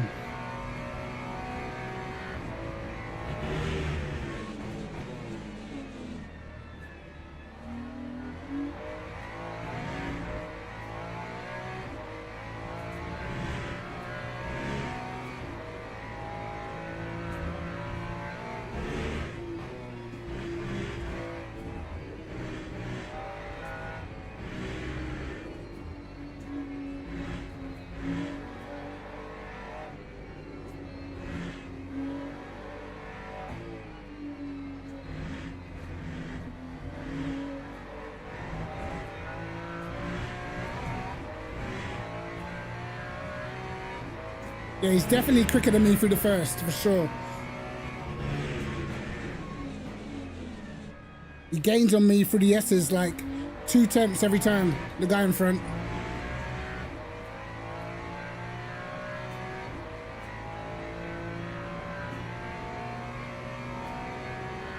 Just gotta hope that he has some tire wear, you know?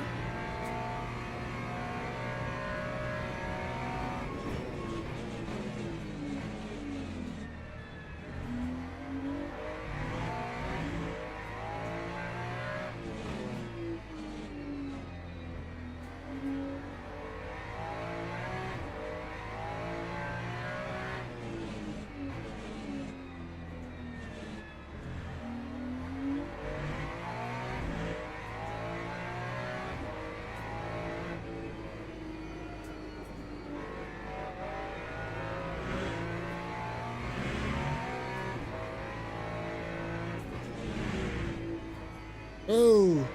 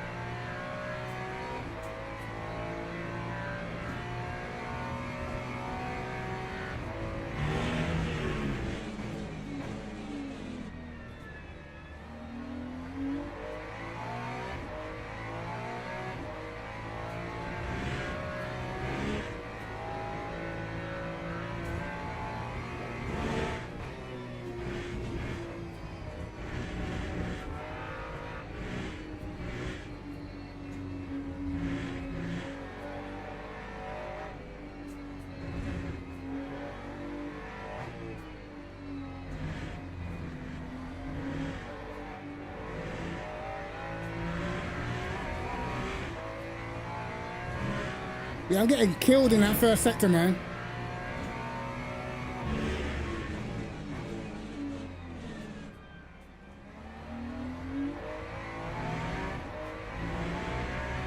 I think the McLaren struggles through the slow speed, but the high speed, rapid.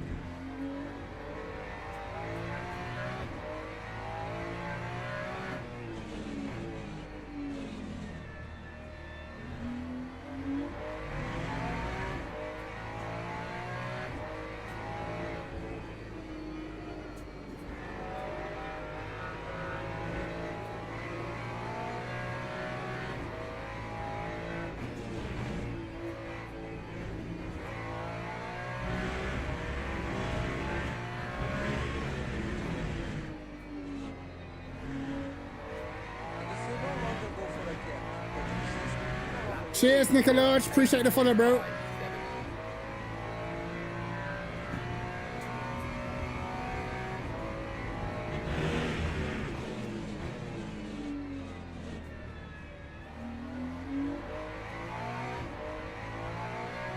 I'm making up a lot in the last.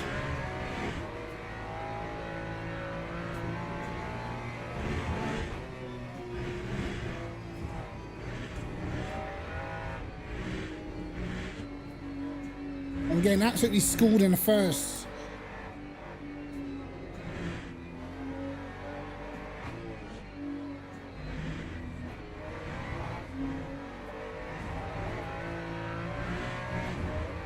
Wow, look how much he made. Jeez.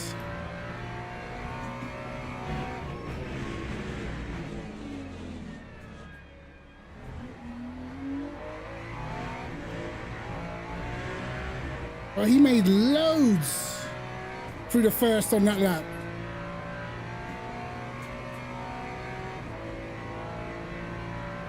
So much quicker through the first, it's crazy.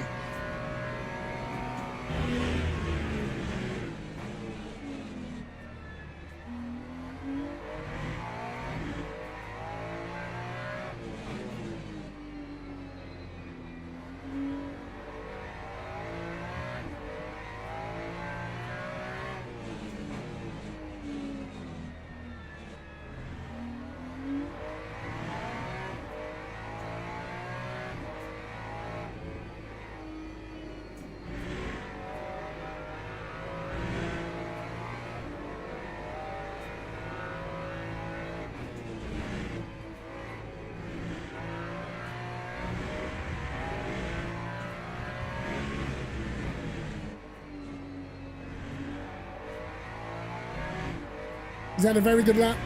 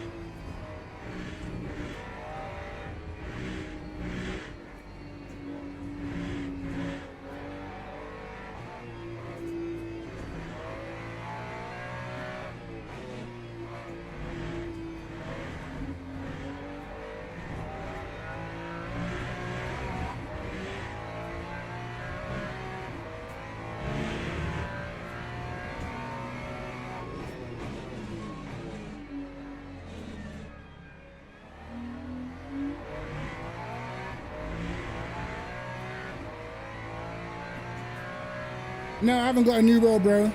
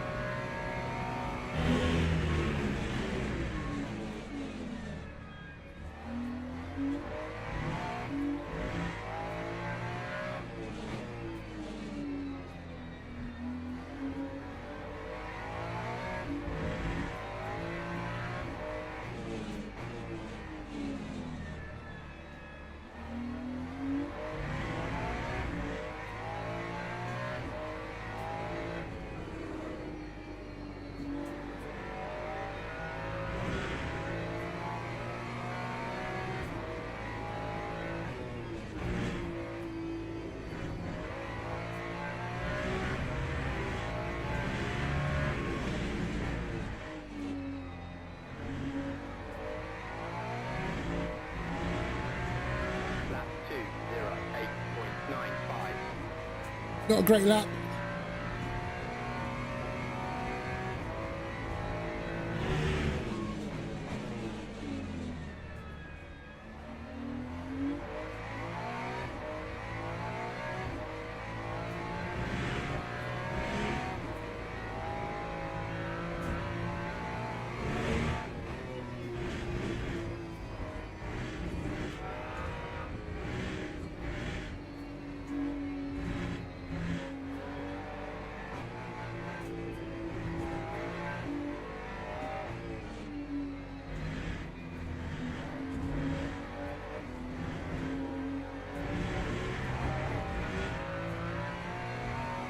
Bro, I've tried to take that first sector so many different ways, bro. There's just nothing I can do to match what he's doing.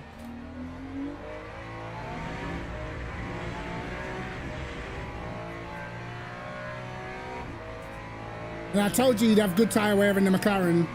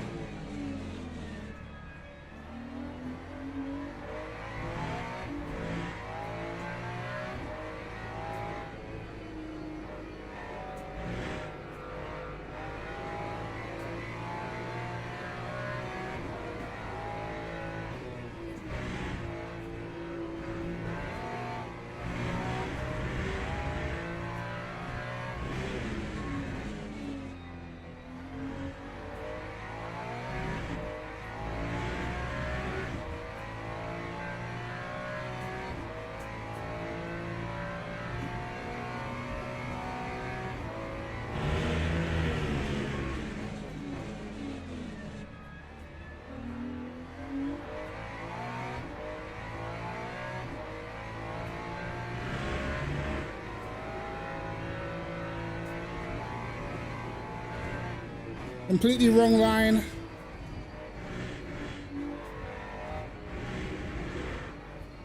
Yep, we're gonna lose a lot because of that.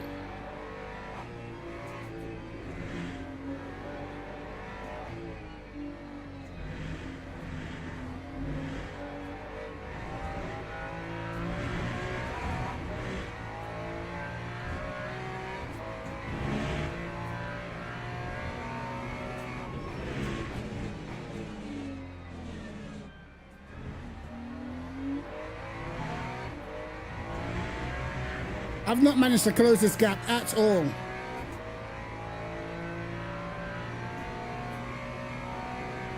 As you can see, the Lambo does tend to die on tires quite a lot.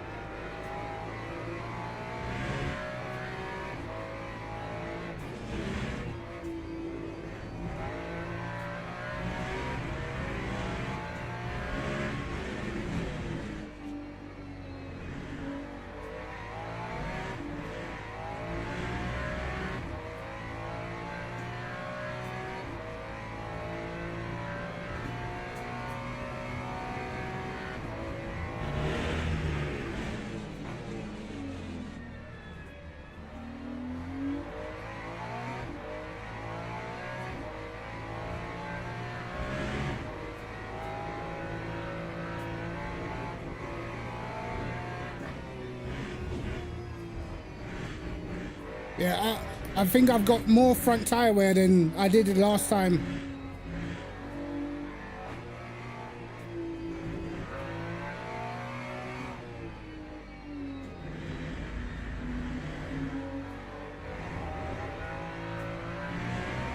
The front tire is kicking my ass now. That's what it feels like anyway.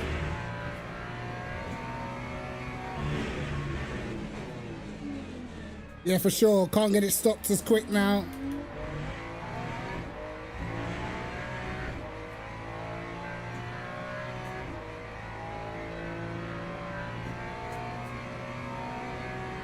Yeah, I'll be alright on the drive-through. I'll just take it easy if I get any more cuts.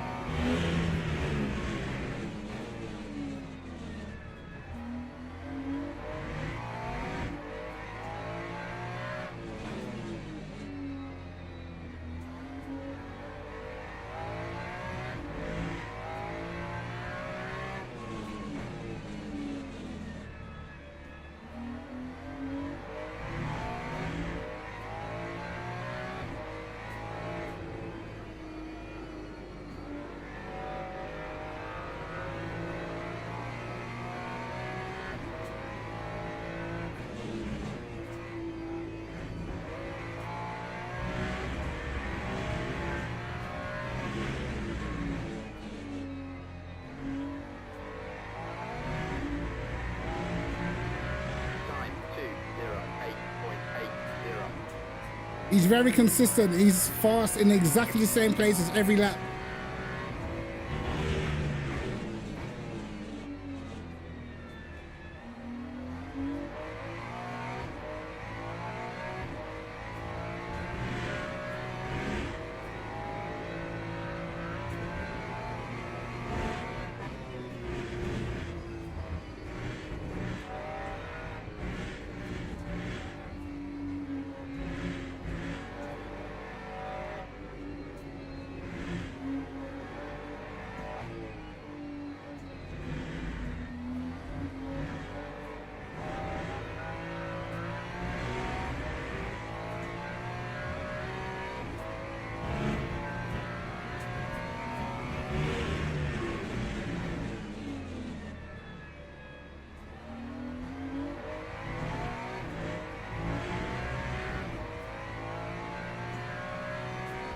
So good in the first sector, this guy, man.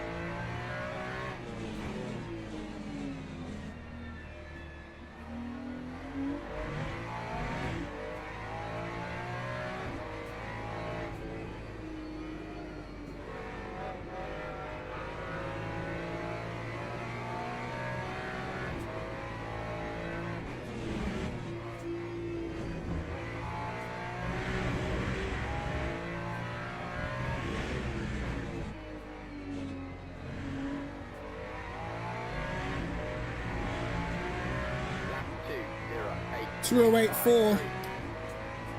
He's still going, man. Still got the pace.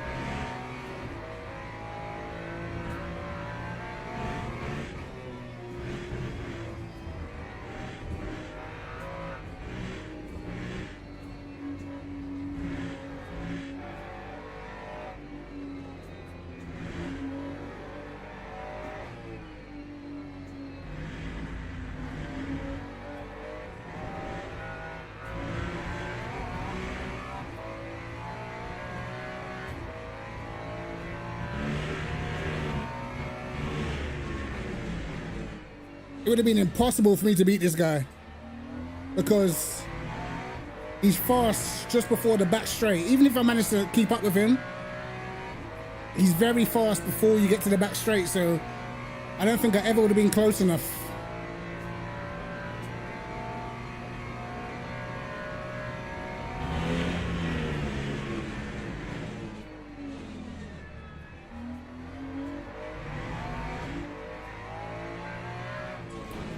This is the only part of the circuit where we're quicker.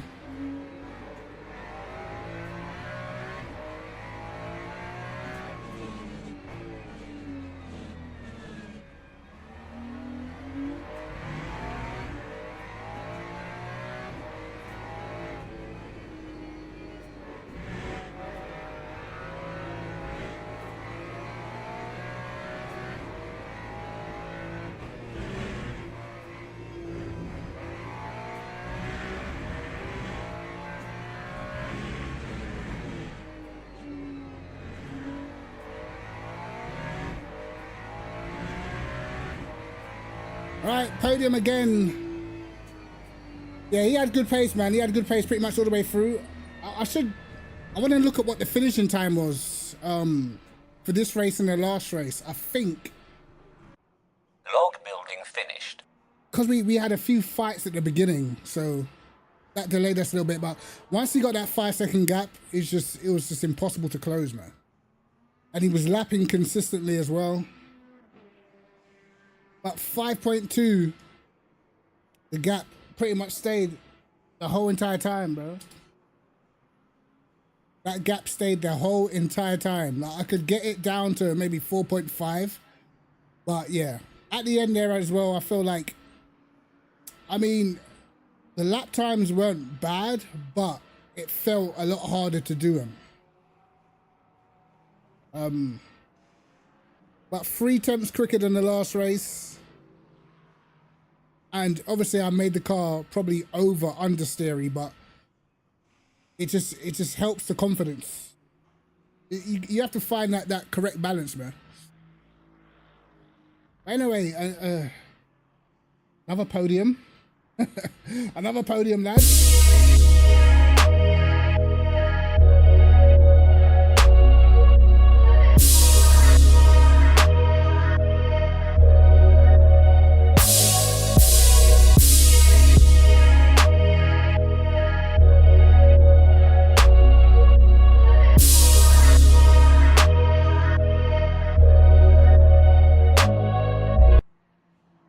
You know what I mean? We'll take it. We'll take it. See, the start of the races, our pace is a problem because we're slow at the start. These are banging out low 207s right at the start of the races. But then their pace drops off where mine just stays very similar the whole way through.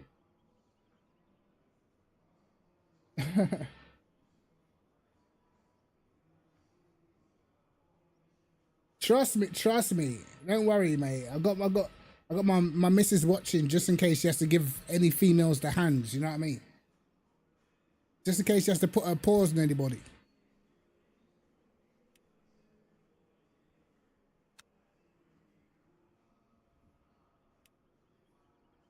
She heard me. Came out the room straight away. She's ready.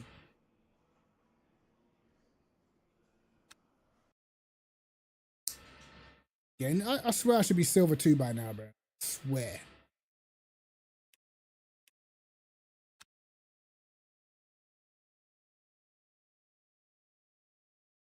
Daughter's watching, yeah? Come on. Daughter-tastic. Alright. Bro, I better be silver 2. Wait.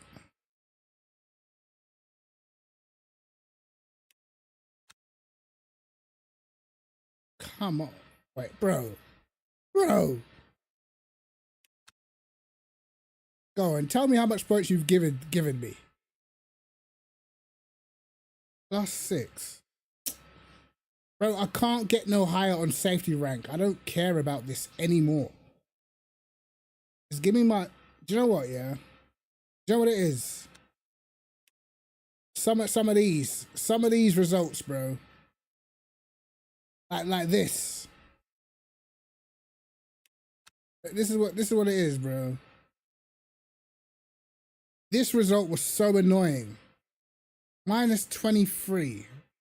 I actually want to fight somebody. That's what it was, bro. Those results.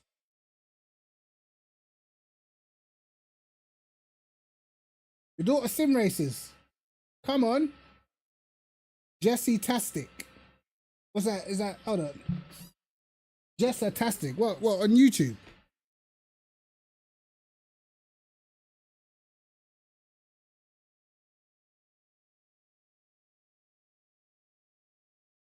Yo, Florin, how you doing, bro? Jim, she's on YouTube. If she's on YouTube, we're going to go to her channel right now and try and get them subscribers up.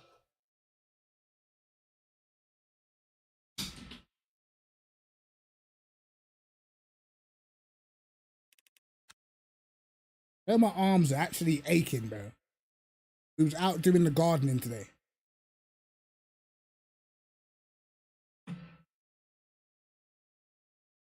I don't know whether it's me, but I've never seen so many ladybirds in my life than I've seen like today.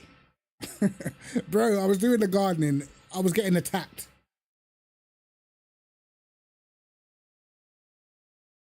This Aiton has her own rig. Come on, Jim. That's what I mean. Nah, I'm not even lying. My arms are cooked, bro. Like, I'm not really like squeamish or scared of spiders or nothing like that, bro. But yo, in the garden, there was just things just touching me everywhere. Like, I don't, bro. I swear, I was seeing insects I've never seen before. What's that? No.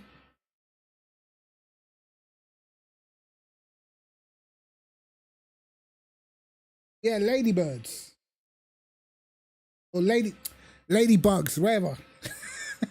Ladybirds, ladybugs. I call them. They were flying, bro. All right, they were flying. They were ladybirds. They were flying, bro.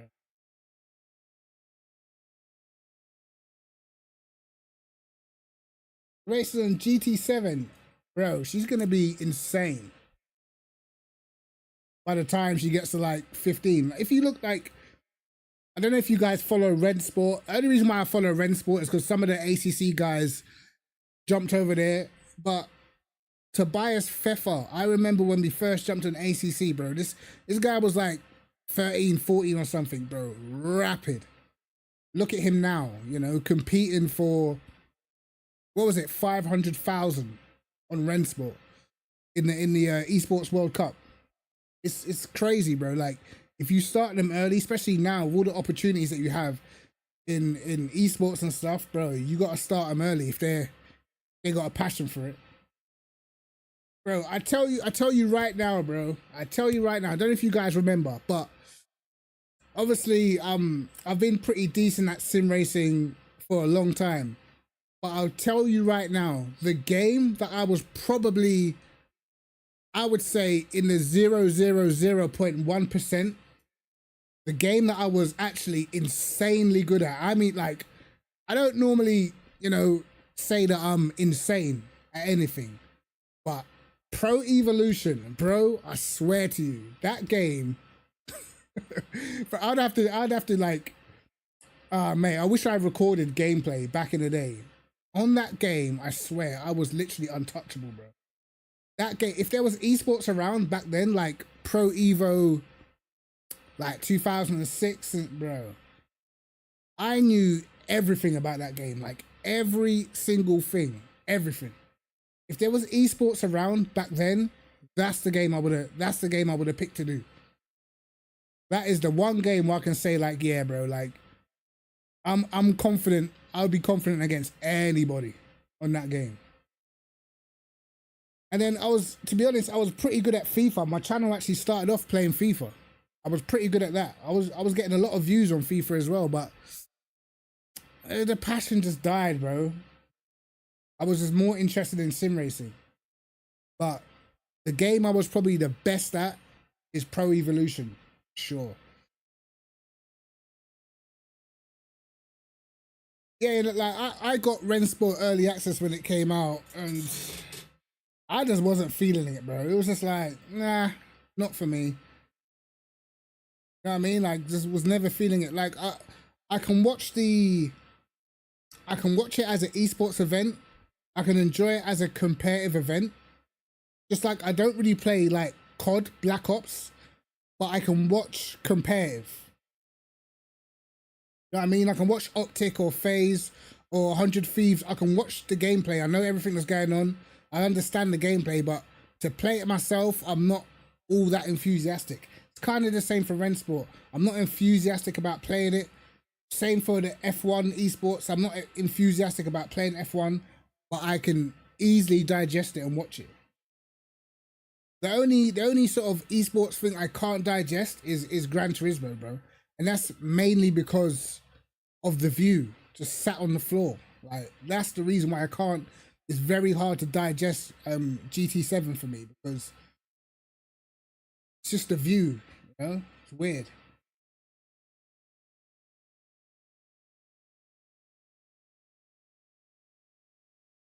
Yeah, that's like me, bro. Like I tried it a few times, tried out a couple tracks.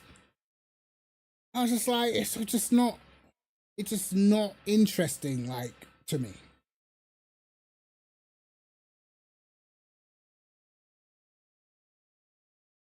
But yeah, like I would love like F1 esports to be more centered around the actual sport itself, in the format of the actual sport.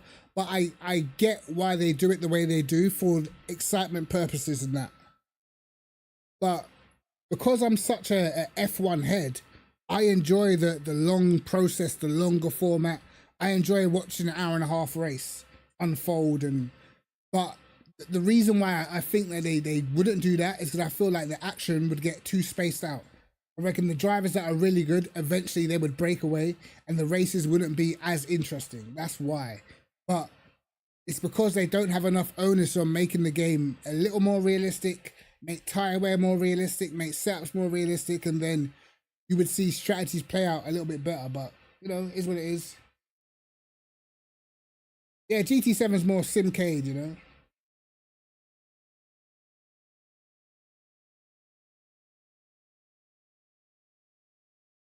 I hope you guys watched my last video where I was breaking down the future of LMU. Like, there's so much things that could possibly come to the game.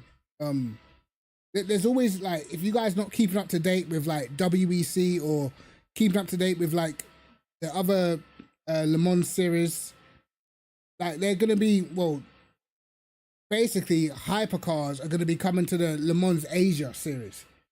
So that's like another plus point, which is that's another avenue of possible content that, you know, motorsports games could look into if they want to.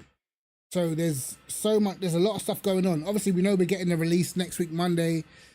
We know we're getting the driver swaps. We're getting the Valkyrie, the AMG. Even on the weekend, I was watching WEC at Sao Paulo, and they actually had hard tires for the GT3. So they actually had a different compound. So it's not just a medium. So that again could be something that they possibly bring, and that's going to open up the strategy for endurance races. You know what I mean?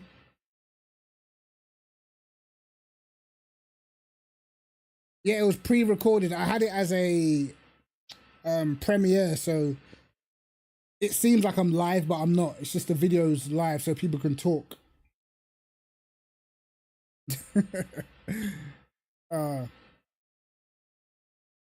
But yeah, man, like a lot of things going on, man. Seeming good. Let's have a look at the races. Multi-class at, was that supposed to be? A short track is hectic. Yeah, I know. But it's part of the sport. That's what it is, man. Let's look at the calendar. Look at what's going on.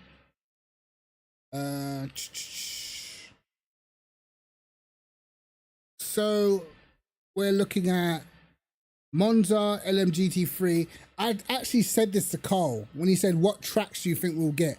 And I knew it'd be Monza. I just knew. I even said Fuji. We got Monza and Fuji. I should play the lottery this week. Yeah, so I don't know. Monza, I'll do a few, but boring. LMGTE Challenge at Bahrain. Open set. Man. Look, I know there were some people asking for open GTE, but man, GTE's just, it's just a little bit past it now, isn't it? It's like, I know there's not a lot of people that really want to do GTE right now. You know what I mean? Like, it's not, that's why you just don't get that many people signed up to it. It's just, it's kind of outdated now because of people that are watching the real life thing. They kind of just want to replicate that.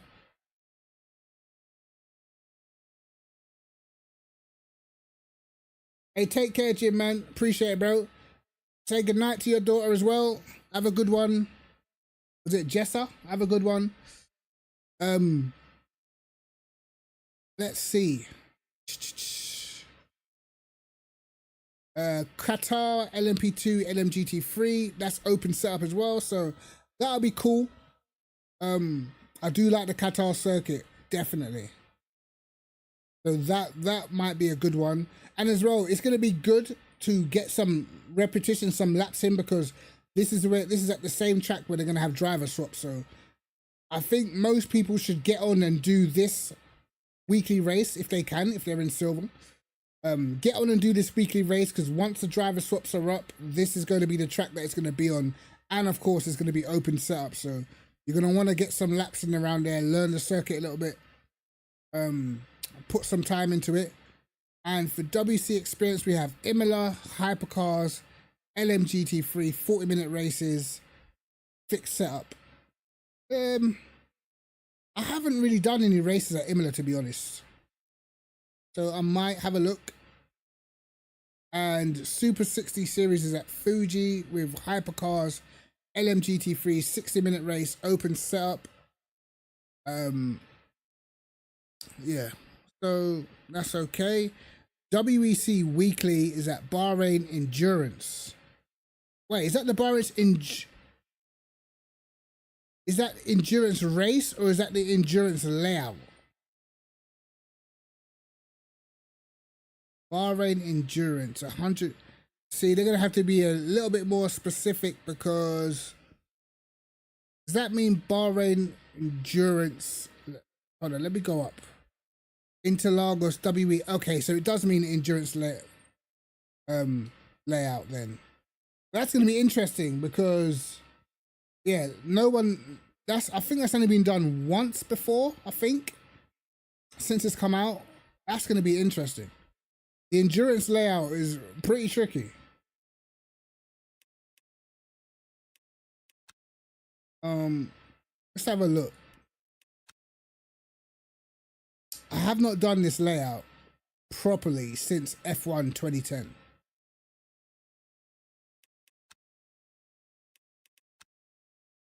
Oh, this is gonna be...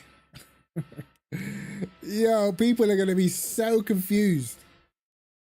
What car would you even take around here? You gotta take something safe. And tire wear is gonna be an issue.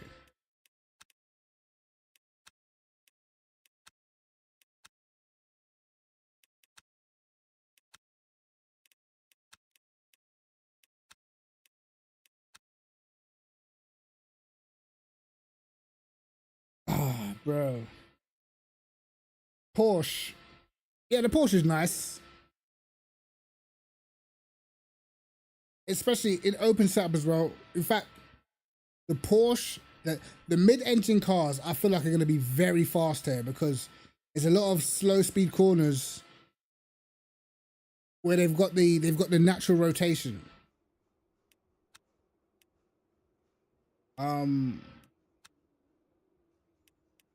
No, we'll just...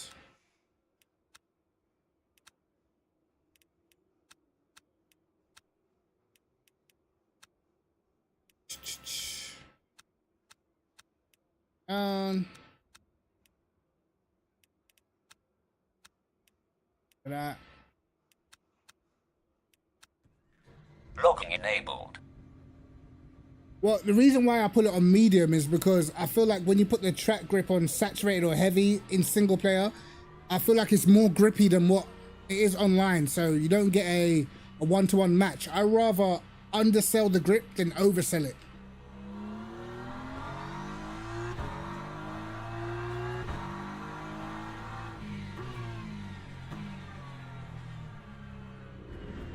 Because if you like set the car up or set the settings up to where it's over grippy, then when you get online, the car is gonna feel sketchy to you, you know?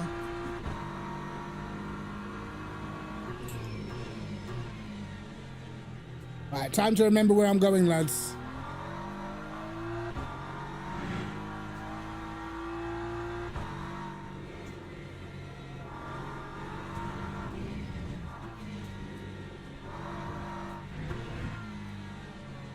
Oh my God, turn.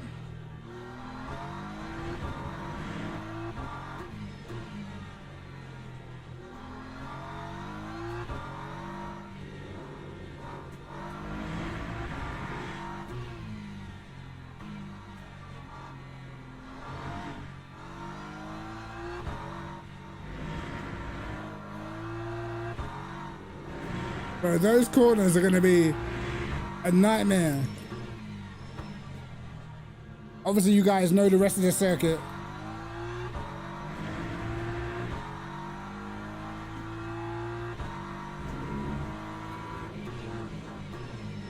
Oops. Allow me.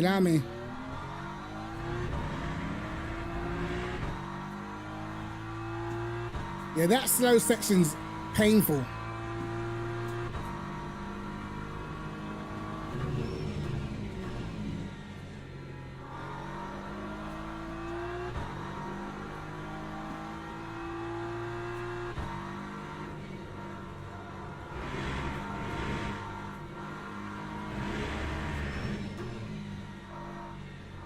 So it's like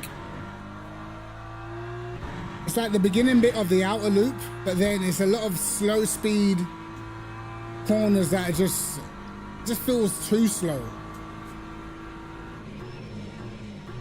It probably won't feel as bad in the hypercars.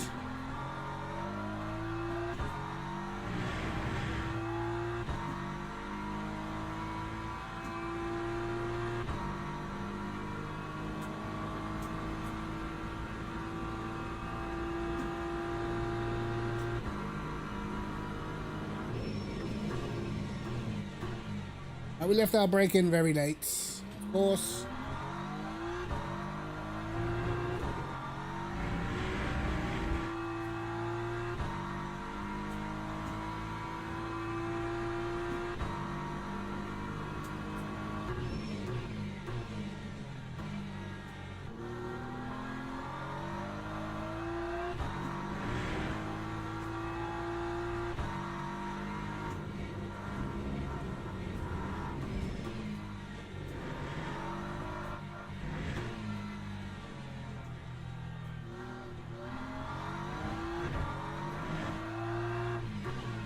Oh my God, turn.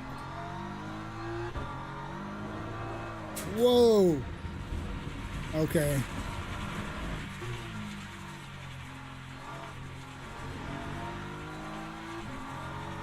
Do you know what? It's like, it's very difficult to know when to get on the throttle because a portion of that section is kind of blind, and like the exit, I feel like you're going to see a lot of people getting the exits wrong. Because it feels or looks like you can put your foot down, but then the line for the next corner, you're going to be well off the line to take the next corner as fast as possible. So it's going to take a while for people to get to grips with this layout. But I'm all for it. Different layouts, why not?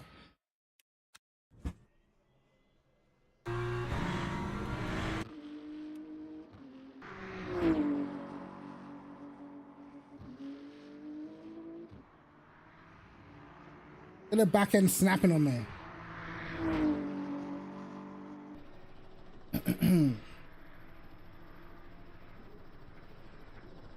It's very weird. I just don't even know why they even added this section. I do remember when they did this in F1 in 2010. But the thing is, on F1 2010, I actually liked it. But yeah, like in GT cars, it's very slow and cumbersome. I can already feel like the mid-engine cars are going to be so much quicker through this section.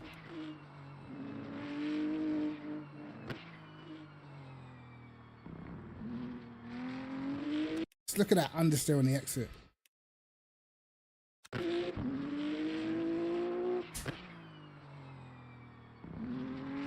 Yeah, see that is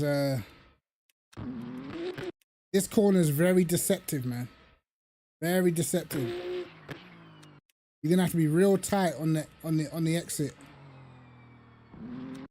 If you push too much on the exit here, you're gonna be on the wrong line for the next corner.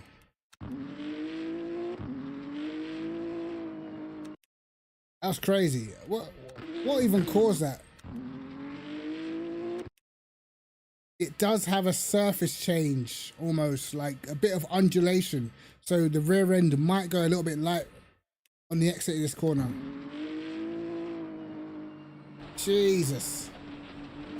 Hey, it's gonna be interesting. It's gonna be interesting to see how people deal with it. I hope all the big names do the race.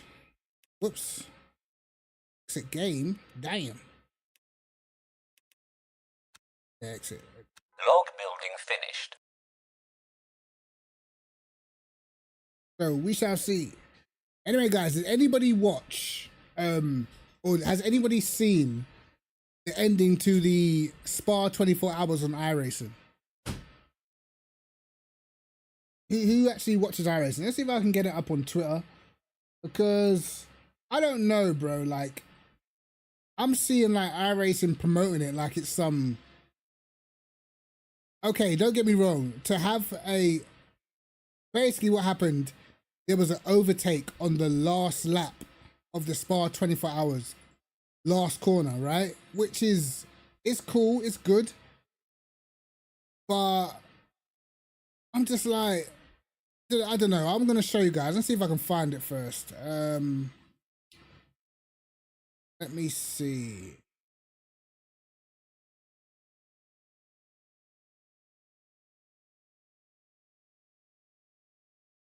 Okay, this is it, effectively, bro.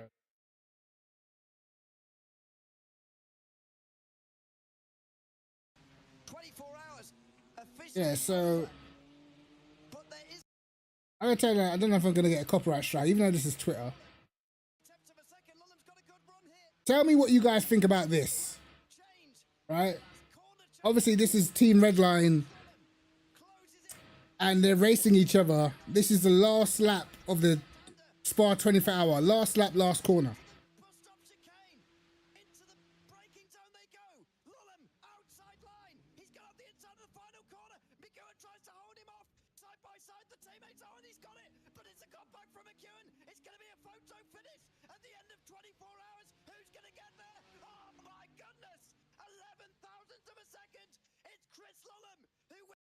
Don't get me wrong, amazing commentary, and I'm sure it was very exciting. But I'm like, bro, man just drove off the track to keep it like, to not bog down and win the race. And we're just saying like, what is that cool? Because like, let's be honest, bro. If he doesn't go off the track, he's not getting that run out of the corner. He only just about won that. And he's won that because he just drove straight off the track. Like, this is like your premier class, you know? So, bro, you can't just drive off the track to get like, I'm not having that. I know they're teammates effectively, but I'm just not having this, bro. You know what I mean? Like, you've driven off the track, and it's allowed you to continue your momentum, bro. If you didn't do that, you would have got a way worse exit. You would have been overturning the car. The TC probably would have kicked in. And this guy would have held onto the position. So by you opening up the steering wheel, getting on the throttle completely off the track, you've won the Spa 20, like, what? I know it's not for money or nothing, or... You trying to tell me, even though this guy's teammates, you trying to tell me this guy's not pissed off, that this guy's just driven off the track to win the race? Like, come on, man. Yeah, they gave him the win. He won, bro. Look, credit to the commentator, because he does a great job in casting this. He does an amazing job. I don't watch iRacing that much, but this would have been exciting, you know? I would have been excited, but I'm just saying, like, if I'm the guy defending, like, I'll be pissed off.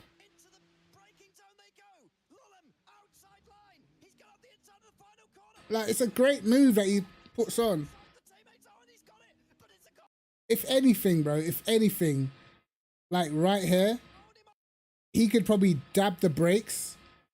He could dab the brakes and really park it on the exit. If he had done that, cool. Maybe he would have had to try and go around the outside and go off the track. But what I reckon probably happened is, I reckon you've got a certain amount of track cuts and track extends that you can get away with, like LMU, and this guy's just used it up. Said, you know what? I've still got about +3 before I get a penalty. I'm just gonna drive off the track and keep my foot in. That's what I reckon probably happened. Look, you can, like, the back end actually steps out. He straight lines it. He straightens up the car off the track to get the purchase, bro. You can actually see he gets a little bit of a swapper. So yeah.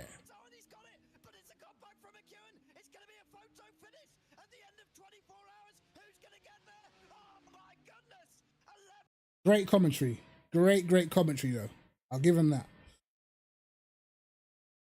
Yeah, mate. I left a comment. I had to leave a comment, bro.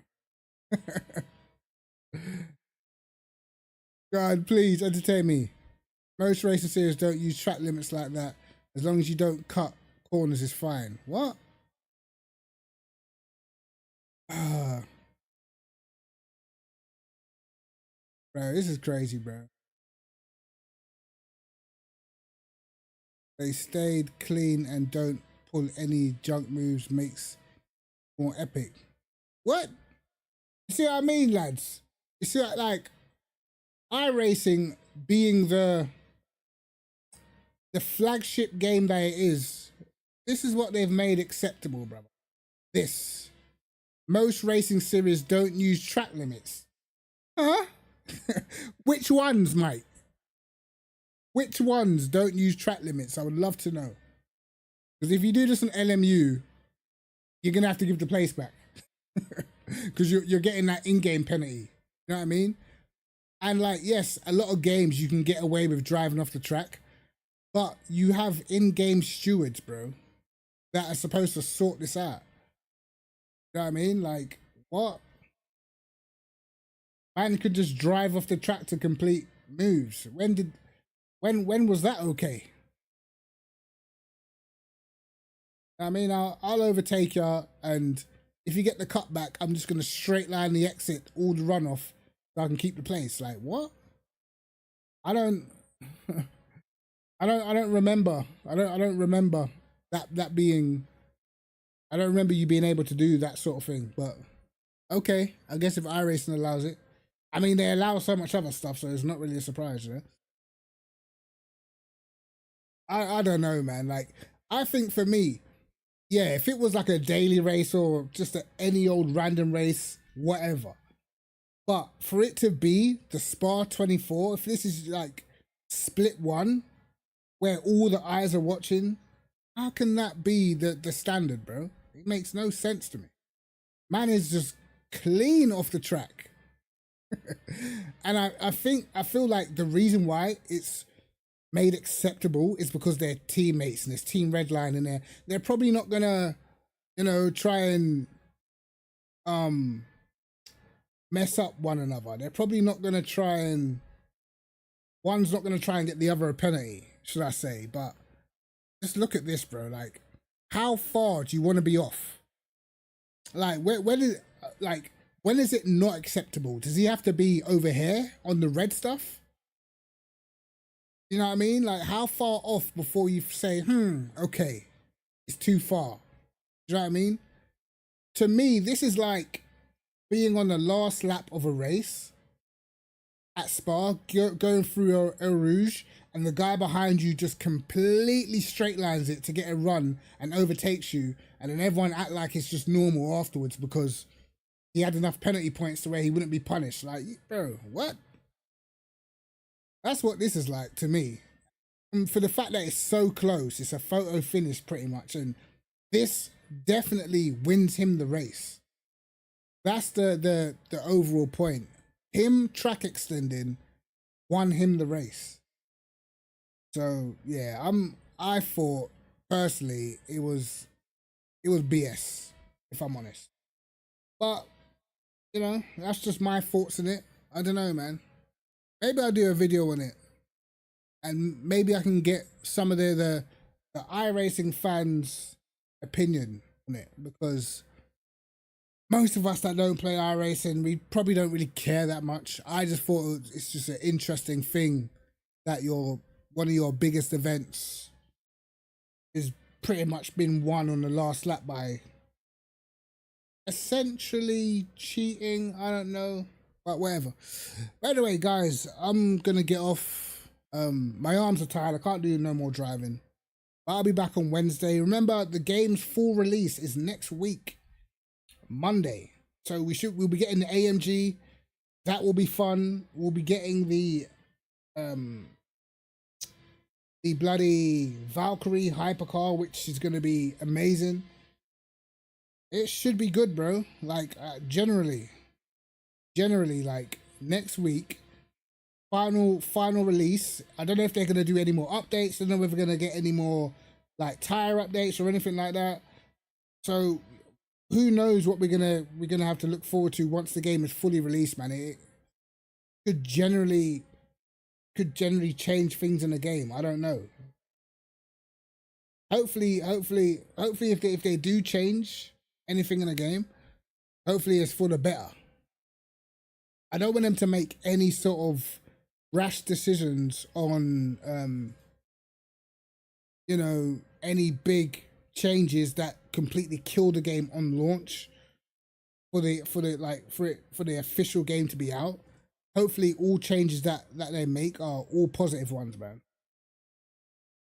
I feel like it's been a very positive last 6 months for LMU. It's booming.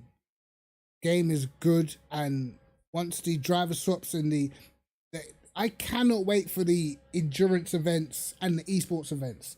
Esports in this game are gonna look so good, and just because of the way how you can race, man. And I'm telling you guys, I'm doing a video tomorrow, and it's gonna showcase some of the racing on LMU, bro. I'm telling you, insane. It was, as I said, it was me spectating Carl and another guy racing at Le Mans, and the wheel-to-wheel action, man, was insane. It was extremely aggressive, but they always gave themselves space, bro. That race was what, 20 minutes, and I didn't even put the whole race in there. When I tell you, they were fighting, door banging, wheel to wheel, front to rear. Wait, pause. Wait, hold up. I mean, you know, bumper to bumper, the whole entire race. And I'm talking about every lap, almost every corner, it was position swaps, like, and they managed to get away with not killing each other the whole entire time. But the racing was just so good, you know? So I'm going to bring that video out tomorrow.